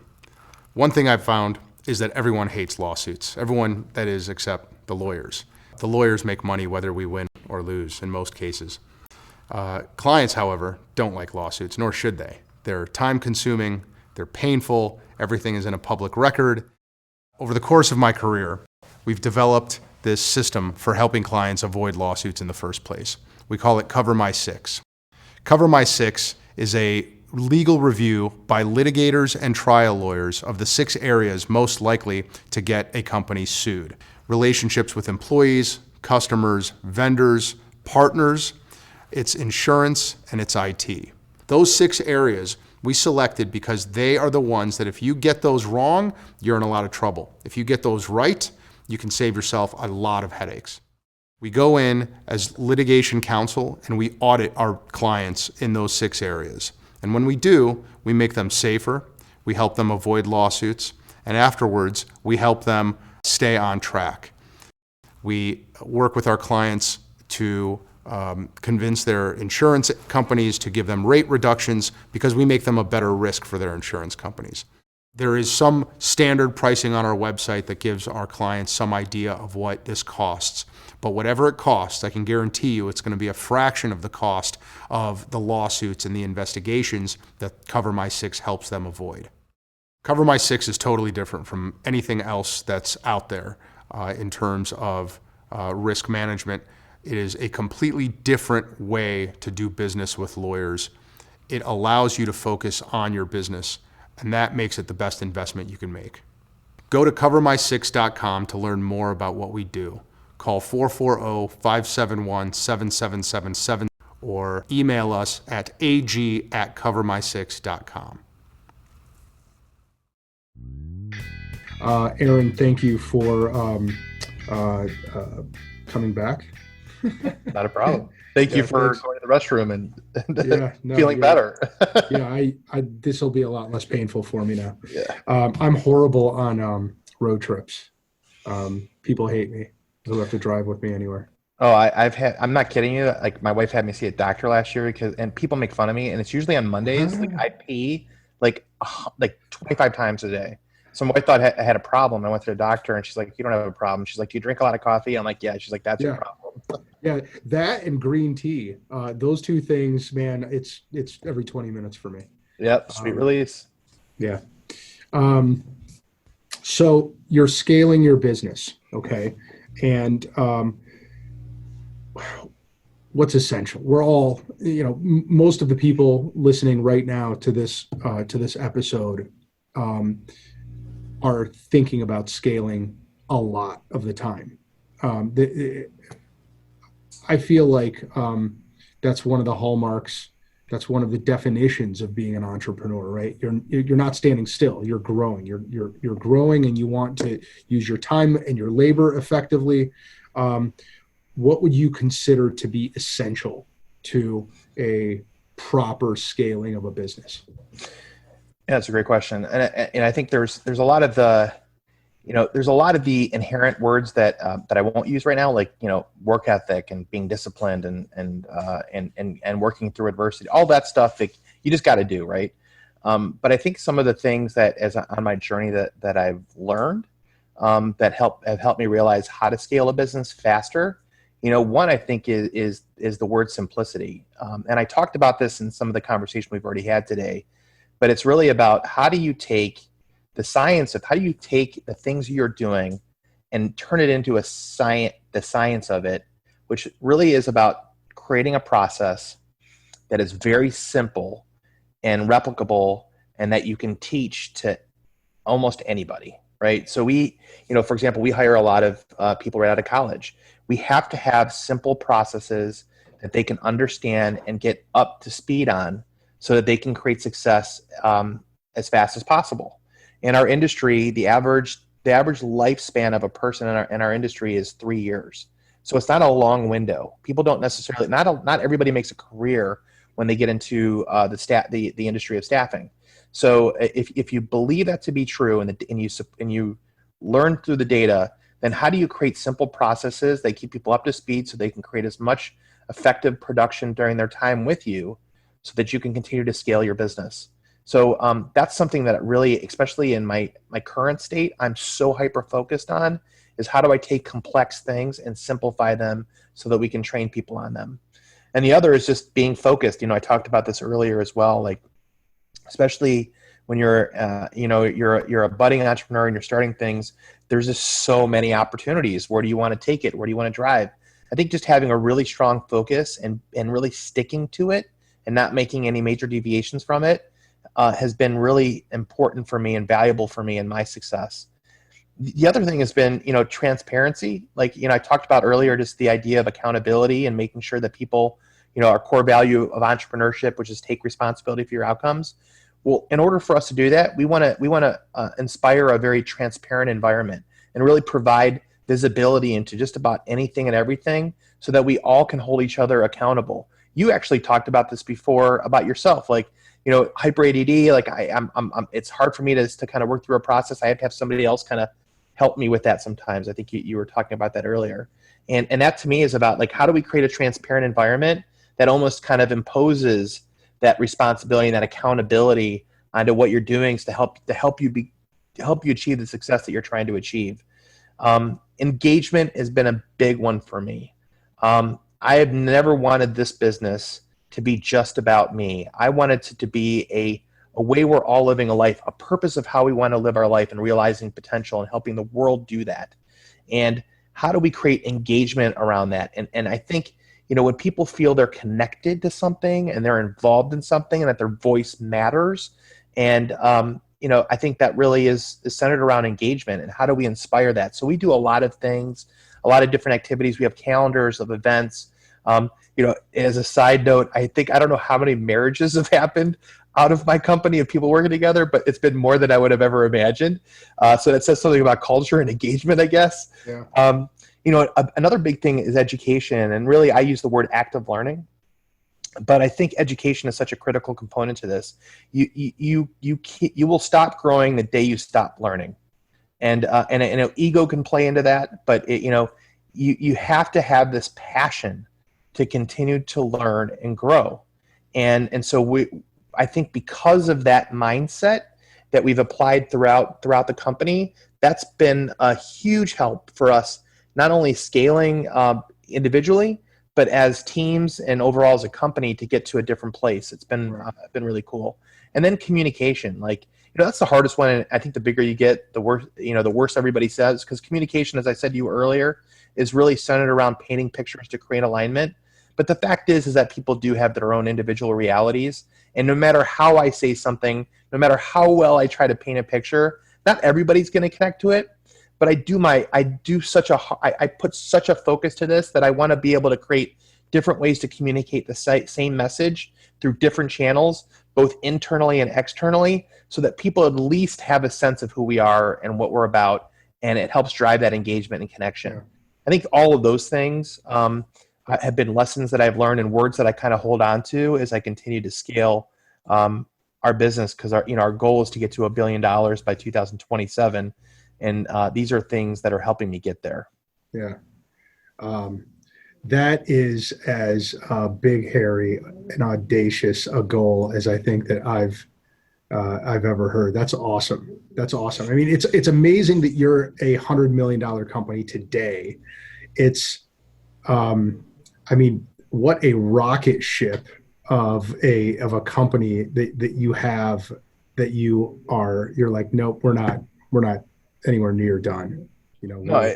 No, or not. We're just getting started. And it's funny, like, and I know we've been talking for quite a bit, but like I pivoted a couple of different times. So we started out as a specialized staffing agency, and we created different specialty agencies, all in Cleveland at the time. And we grew, and then and then the Great Recession happened, and that changed everything. But right before it happened, I had gotten to $21 million in revenue within 6 years. So I did have a little ego at the time, and I'm like, well, this is easy, because it felt easy, and I felt I had a plan. I'm like, I can get to $100 million by 2017. And I had no idea how I was going to get there. I didn't have EO at the time. And but I started, as soon as I started telling other people, that's one of my processes. When I want to do something, really want to do something, I tell people around me, tell everybody, because then it forces the accountability to figure out how to make it happen. And then, when the Great Recession happened, that kind of changed things. We went down to 12.5 million in sales, but I still was so focused on getting there, and I believed in it. I talked to you about the make it happen value. I'm like, I know it's there. I just got to find that pathway. I believe I just got to find it. And so I kept moving forward, pushing forward. And suddenly the lane started to open up. It actually was around 2000. So we went from 12.5 million in 2009 at the worst part of the recession to 42 million in revenue by 2012. And, just executing the business plan that I had started with in 2001, I recognized that there was a major roadblock. I'm like, there is no way in how I'm creating this business and how I'm driving it, I'm going to hit $100 million by 2017. I'm not going to do it. And I was not, I'm not that kind of person that says, oh, well, 42 million is pretty good. I'm like, I got to figure this out. I told everybody I was going to do it. I got to do this. So I literally put a pause on growth and really trying to drive the business the way I always had, and decided to kind of go all in and put a lot of the money that I had and the wealth that I had generated back into the business, so that we can find a different way to approach this. So we put probably over $1 million into technology and into hiring other executives to my and really building on an executive team to kind of figure out what we wanted to do next. I believe the technology was going to be central to what we needed to do, and it's proved out right. So basically, we through that process uncovered that we had already built a platform, a shared services platform. Because each of the specialized staffing companies I had created were actually technically different LLCs with completely different teams. And we were providing them marketing services and accounting services and technology services. We just didn't look at it that way. But with the focus around technology and investments, we ended up creating a platform, a shared services platform. And because of that, acquisitions became a part of how we could get to that $100 million mark. It was never in my brain before. And so we got really fortunate. We were able to buy a legal staffing company, Major Legal Services, that back in 2014, and realized that we kept their name, everything like that, and it worked out well. And then we decided to kind of take a bigger venture. And that was an interesting journey too. I can talk to you about a lot of different things, but there was a financing issue that came with that, because as much as the bank at the time that we were working with really liked our vision and where we were going, the next company we found that we wanted to buy was in Oregon. And the reason why it was the company we wanted to buy, we had seen probably 40 or 50 of them. It was the one that felt most culturally connected to who we were. And so we went out there and we were like, yeah, these are very different people. I mean, they're, we're coming from different parts of the United States, but we all were just genuinely good people. And we connected to the same types of values that I had built up. And I'm like, this is it. This is the company we need to buy. And our bank at the time, last second, said we can't fund it, even though we thought they would the whole time. But fortunately, we had another bank that was really that we were also staying in touch with, that said, we'll do this right away. And they gave us a term sheet. And then that moment when we bought that company in Oregon, it was not a specialty company. It was more of what we call a community-based company. It was in 7 or 8 communities in Oregon, and they were the company that people went to for staffing needs, whatever it might be. So it was very different than what I had built, but we started to kind of pivot from being a specialized staffing agency to being a platform company a shared services platform company that can actually help any staffing company grow through the service and deliverables that we could provide. And so that's when TalentLaunch was formed.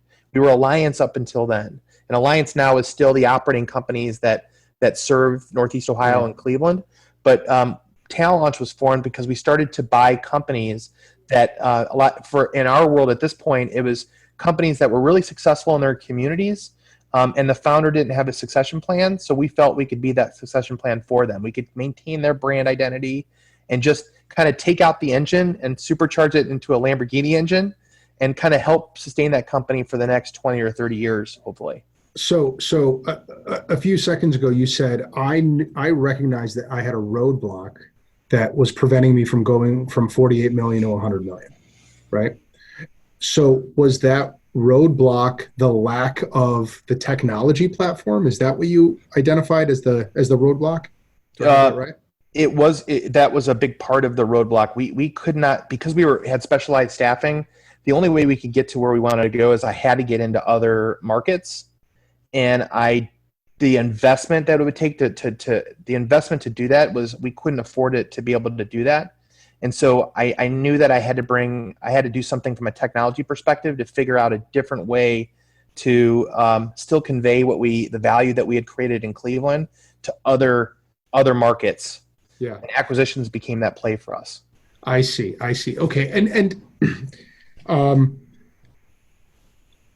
there's a conflict in my mind about two things that are happening on your journey. One is you have a really strong culture in your company, and it's made up of this redwood tree of core values and purpose and mission statement and everything that goes into it, right? And the roots. And then you have this idea that you're going to go and buy up companies that have a local presence and a local brand, and you're going to maintain those brands, right? And you're going to create the succession plan for your for the acquisition targets, right? For the owners.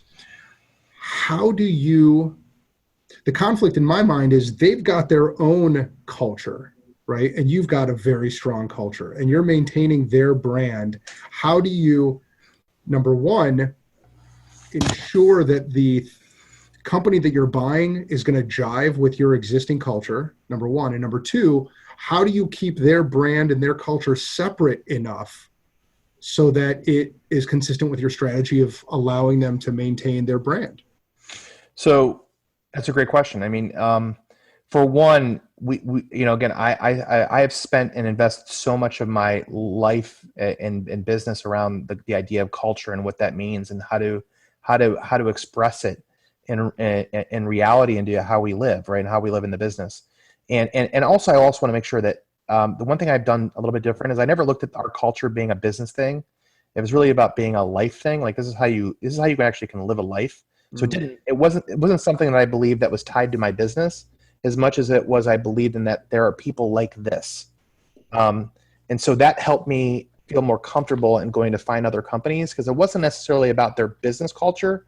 I wanted to believe that if the people in that business were able, that I could tell based on the questions I was asking aligned to our core values, they were already our people. They might, so the cultures were already kind of connecting, because I believe that there are people who are like me and like you, for example, that are all over the United States. But you got to find who those people are, and you got to know how to find them. And I think the redwood tree for me gave me the ability and the diagnostic tool to be able to find the people that were our people. We've looked at over 200 and some odd staffing firms. We've bought 4 or 5 of them. So we say no to a lot. Most of the time, most of these companies have good financials.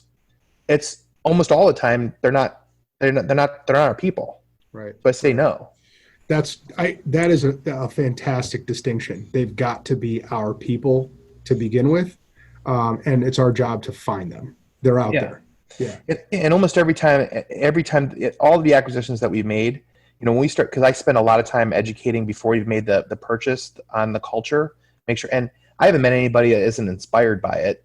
especially when we already know that they're kind of our people, we start talking about it and they're like, yeah, I want to be a part of this. I want that.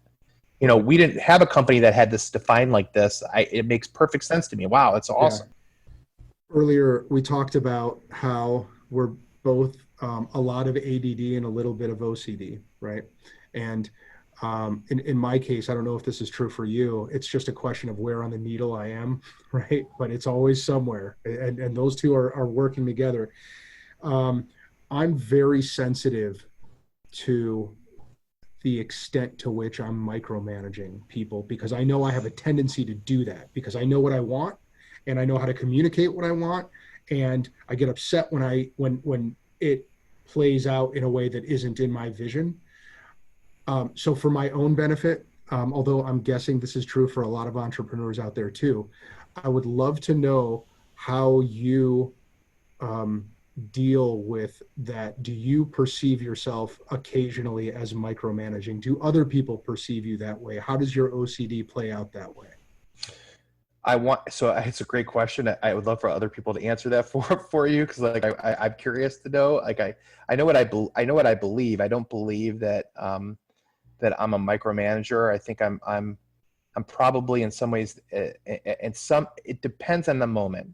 And a lot of, I believe, for example, that failure is a great tool to learn. And I believe as long as you fail forward and you don't have too much ego, and you allow yourself to own the mistakes. So I've really spent my journey around this has been around allowing space within this company for people to fail forward in based on their own decisions.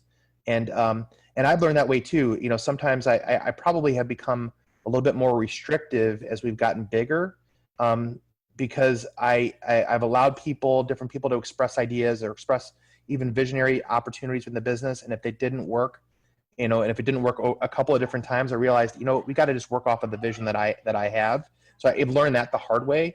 But at the same time, we want to make sure that we have an environment that promotes people to feel comfortable, providing strategies, making decisions, but understanding that redwood tree is really what defines the universe. Yeah. And as long as we're making decisions under those, that are tying into those values, they're more than likely we're all going to be able to understand the logic of them and potentially come around to them. That being said, we didn't talk through EOS at all, but I'm a big fan of EOS and kind of got into it a few years ago, and that helped me really understand the difference between a visionary and an integrator. I for sure am a visionary. I realize that now, but so when I do come up with vision and stuff, I really try to build out the logic so that I can support it. And so if people are challenging me within my business or whatever, they have to come back with me with their logic. And not everybody is thoughtful about why they want to do something. They just emotionally are connected to it, but there's not necessarily a whole lot of logic to why they want to make that decision or take that action. And so that's where I kind of create guardrails. And, the bigger we get, the more we have to create the process around things, but all of that process has logic tied to it. And we can tell the story as to why. So it's not necessarily I'm imposing my will on you as much as that here's the logic and the experience set that created the science around this process. Right. And if you can give me the science around why you'd want to change it or do something different, I'd love to. I'm very much open to hear that. And there are a lot of things that we've built along the way, along this journey, that weren't just me. It's a mixture of a lot of different people bringing ideas and cultivating them and making one idea become a great idea because multiple people were involved in getting to that final solution. Right. So I'm a big believer in that. Now, in this current environment, I probably do. I definitely take a more shortened stance on things. I tend to be much more controlling around where we're at and just making sure we're tight around our focus of where we need to go. Right. Okay. Lightning round. It is, we're going to try to do this in 12 minutes to get you to where you need to be. Okay. And this is tough because these are questions that you're going to, I think, feel the urge to expand on. But there's probably like 7 or 8 of these. So we're going to, it's your time, it's your schedule, Aaron. Let me start with the one that you're probably going to have the largest urge to expand on, but see what you can do. Describe a time in your personal or business life that you recovered from a massive failure and how you did it. Well, I think the massive failure would be, I kind of mentioned this earlier in 2008 when I was basically our accountant, and we, we had, I really allowed a company to go bankrupt and take us for, about $370,000. And I thought we were going to go under, and I don't know why the investors at the time considered to support us. But what's interesting about that is that they, at that time, he's like, we don't trust you from an accounting perspective. We're, all the accounting is going to be done out of Michigan now, because that's where investors were out of. And I refused. I'm like, no. I'm like, I made a mistake here. I made a big mistake, huge mistake. But I this is my entrepreneurial journey, and I want to be able to figure this out. I said, you got to let me find a CFO. Let me figure this out. I promise you, I've learned from this, and that's where my CFO is still with me, Matt Lyon, today. And thank God. But that was a huge mistake. And the other thing about that mistake too is that I was open about it. I put an article in the Plain Dealer. I wanted people to know that this is real. Like, this is how people can make the same mistakes I made. I just happen to make it a big one. And to be clear, the mistake was that you let a major customer go $300K in AR with you? Yep.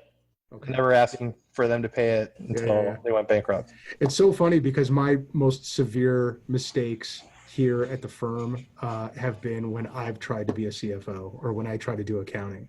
And that's how you learn. And that's why we've got a CFO now. Yeah. So what's an assumption you had for a long time that you later found to be total bullshit?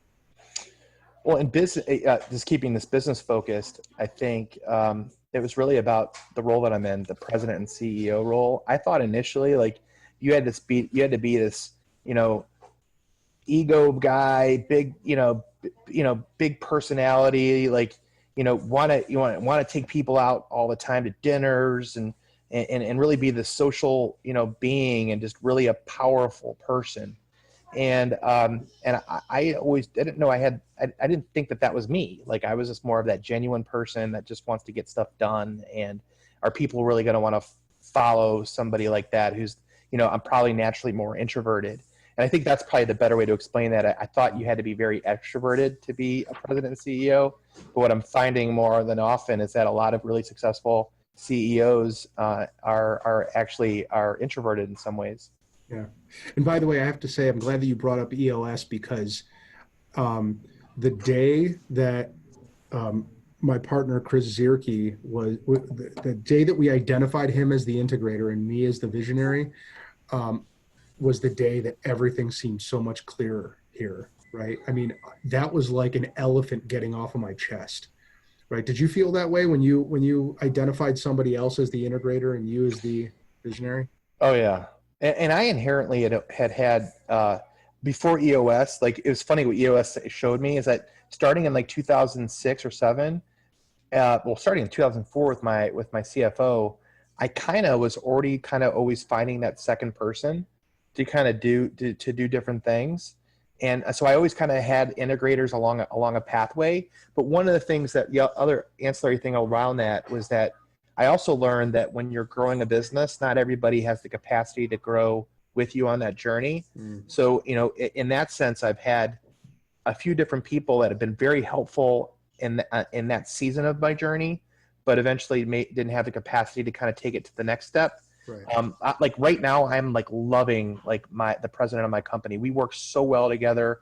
We ham and egg it. We each create different values to the business that are incredibly powerful.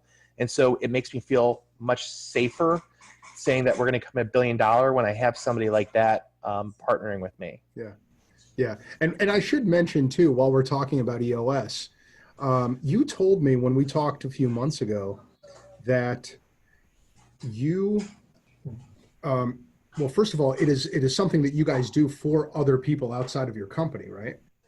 Yes. We just started doing that. Yep. Yeah. But what's fascinating to me is that you guys implement EOS at each of your company's levels, right? So you've got a global EOS for, I guess, TalentLaunch, right? Yeah. And then underneath TalentLaunch is all of these other companies, all these different alliance companies, I guess, right? And Well, they're then not all alliance companies. There's companies like Bonnie Staffing, Select Temp, there's McIntyre. So just different companies that we own. But you apply EOS as a standalone system for each of your companies, right? Right, because we looked at this as a network where each of those companies are truly independently operated. I have to say something here too. I think this is episode 121, 122 of this podcast, right?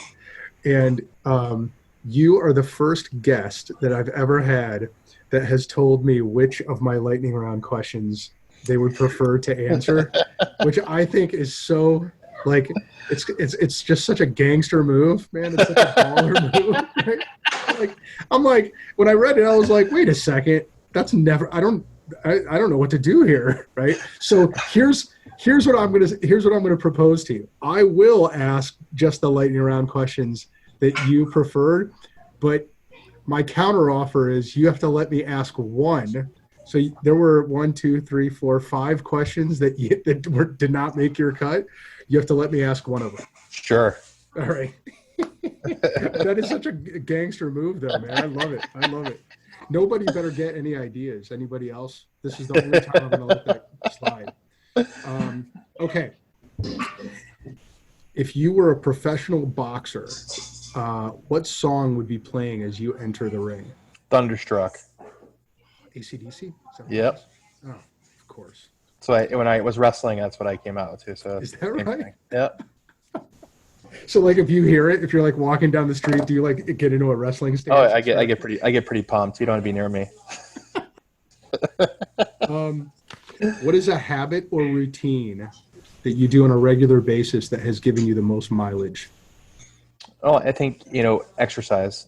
Especially as I've gotten older, I have 4 days a week that I exercise. I try to do additional couple of days a week for cardio, but I think just that gives me a lot of energy, gives me a lot of confidence to be physically fit and have the energy to kind of get through the day that I get from that. That's a huge habit for me. You exercise every day? Usually about 5 or 6 days a week.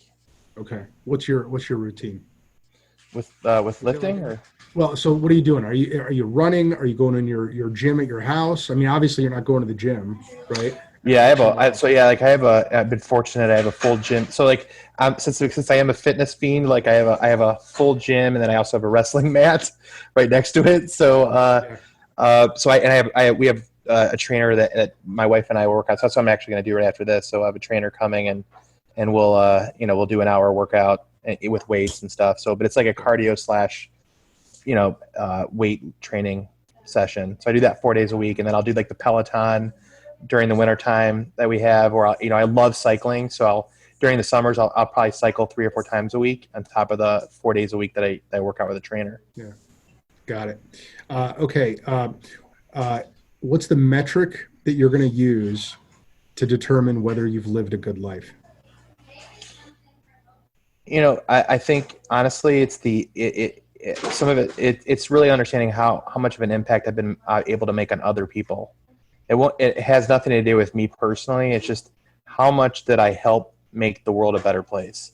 And for me, the way I've chosen to follow that path is through people and realizing their potential.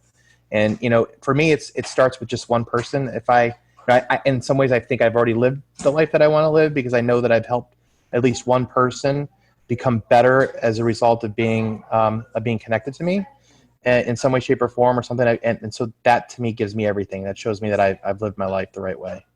Yeah. I love that answer, because I think that people forget that when you help other people, it has a ripple effect, right? It affects their kids. It affects their coworkers.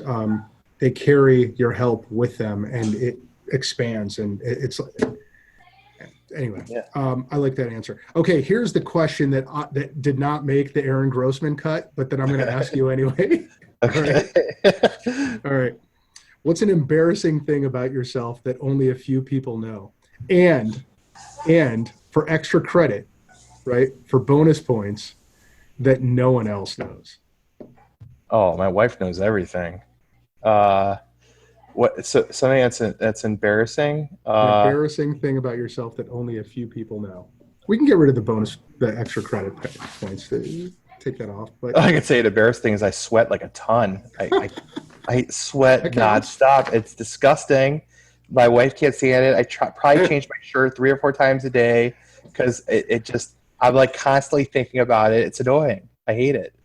That's a great answer. That is an acceptable answer to that question. I do. I sweat a lot. I've got no follow up to that. That's fantastic. Okay. All right, here. So we're gonna. This was great. Let me ask you this: is there any question that you wish I would have asked you that I didn't ask you? No, I think that this is really good. I mean, it's funny, like going through this process. Like, there's so many ways. There's so much I can talk about. Yeah, it really has been like it's been a journey of a lot of failures to get to learn to get to where we're at. So, yeah. No, this was good. This was fun. Dude, I'll tell you. I mean, I could talk to you a lot longer than we have been, and I mean, this was so dense with good tactics and information and it's just you're a wealth of experience and knowledge. So I'm probably going to harass you to come back and let me do this again, like, a few months, maybe a year from now. I don't want to let you go until we've talked about your nonprofit work. So that shirt you're wearing right now, Wrestlers in Business Network. Yeah. So talk about that. What is it? Where are you taking it? So that was an organization I created in 2009 during the Great Recession. Like, I honestly, like how it literally came about. I was learning a lot about LinkedIn at the time, and desperately trying to figure out how I'm going to save my business in a terrible time where no one was hiring anybody. And I always had an affinity and a passion for the sport of wrestling, but like many people who wrestled in college, a lot of Division I college programs have been canceled because of Title IX, including Miami of Ohio, that was gone a year after I graduated. So I have no alumni network basically within the sport I spent my life in. But I loved wrestling. I was so into my business. So I literally on LinkedIn started saying, are there any like professional like business organizations that kind of, have wrestling as like how we connect to each other like that? Because it is kind of like a cult. If you've wrestled, you could certainly have a 2-hour conversation with somebody. So I literally created a LinkedIn group in 2009 and kept inviting people every night to it. And next thing you know, it just went viral, and ended up creating a 501c3 from it. And it's now a nationwide organization with like 12,000 members and I think 20 chapters. I ended up, this was never, when it came down to it, it was a great way for me to make connections to people who might be able to help my business. But at the same time, it was the first thing that I saw in our sport that brought people together outside of the teams that they were involved with and participated in.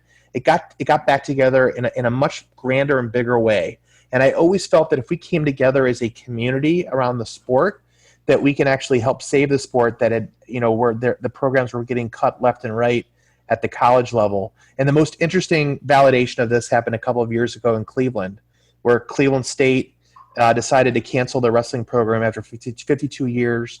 And the athletic director wanted to bring, lacrosse into Cleveland State and all this stuff. He had no idea. He wasn't from this area. Didn't understand that Cleveland is basically the heartbeat of wrestling, by the way, in the country. And even though I didn't go to Cleveland State, we had the Wrestlers in Business chapter here in Cleveland, one of the chapters.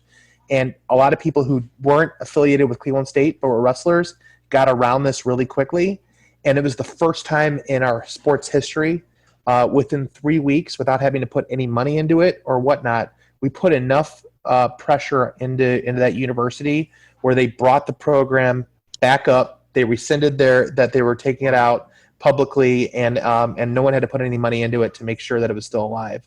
And that was really the validation of what I always envisioned that Wrestlers in Business could be, that when you create a community around this sport, it becomes much bigger than the program you wrestled for. And there's a lot of people there who want to protect the sport for other people to have the opportunity to participate in. And so, recently, last couple of years, I'm still on the executive committee of it, but I gave it to the National Wrestling Coaches Association, which is one of the governing bodies of wrestling. in the country, and it's still it's a division of the National Wrestling Coaches Association, and they're helping to grow it to the next level. Yeah. So, you don't do anything small ball, right? You went from a LinkedIn group to 12,000 members, and that's bananas to me. B, I'm kind of afraid of wrestlers, man. I always think that, like, I mean, to me, it's like MMA. You know, it's like I always imagine, well, that dude knows how he can beat my ass before I even cross paths with him, right? Like he just knows he's, you know. And, yeah. But third is it's a really good metaphor, I think, for business because it requires constant tension and struggle, right? And just unwavering. I love watching. So my oldest kid wrestled for a couple of years, and I would go to his meets and I'd be like, man, like these guys are just not giving up. You know, I mean, it is just, it really builds, aside from your physical muscles, it builds this tenacity muscle, you know? Right. And then the last thing I'm going to say about it is for any history geeks out there, I'm a giant history nerd. That's a sport that goes back 3,000 years. Right? Yes, the oldest sport in the world. Greco-Roman wrestling. I mean, it's amazing that they're still doing something that like Julius Caesar was training to do. You know? Yeah, I absolutely love the sport. I actually went back into coaching this 2 years ago now. So coached our local high school. We were ranked third in the state, but they ended up canceling the state tournament because of this pandemic. But yeah, that's another heartbreak for every it's terrible. But, Aaron, thank you for doing this. This was fantastic. I always tell people about this podcast that it's really just totally self-serving. I just ask questions that are going to help me in my business. But I know that in doing so, I'm getting answers from you that are helping a lot of business owners who are listening right now. So thank you for giving us your time. No, thank you for, I know we had a chance to talk, a few months ago, and I'm glad that you ended up joining the Entrepreneurs Organization, and I appreciate that you invited me to this, and just grateful for the opportunity, and hopefully I can help others, and helps myself just kind of regurgitating kind of some of my stories and just reminding myself of some of the things that helped me get to where I'm at. So thank you. Yeah. No, and if you ever feel like coming back, you don't have to wait for me to start harassing you about it. I'm probably gonna, but feel free. and let me say this too. This is actually the first. You're kind of a guinea pig, Aaron. This is our first video podcast ever, which I think is really going to expand our capabilities to interview people who are not in the room with me. So let me say this. To the viewing audience and the folks at home, tell us how we did. Aaron did great, but tell us tell me what was good and what could be better about this podcast. Number two, there are multiple ways for you to subscribe, and you can like it on Facebook. You can go to the Best.Podcast.Ever.com and click subscribe there, and then you'll get to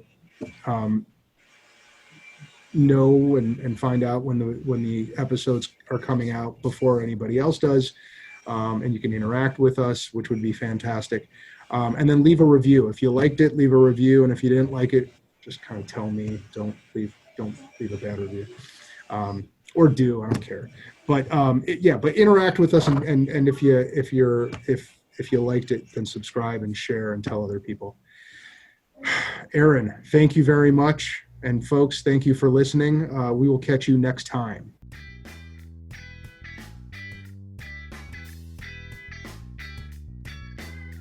We hope you enjoyed this episode, and we thank you for listening.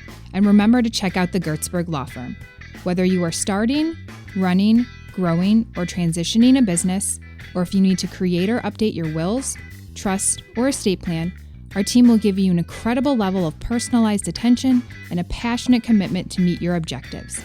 We are veteran-owned, and our award-winning lawyers have the highest ranking from Super Lawyers and Avo.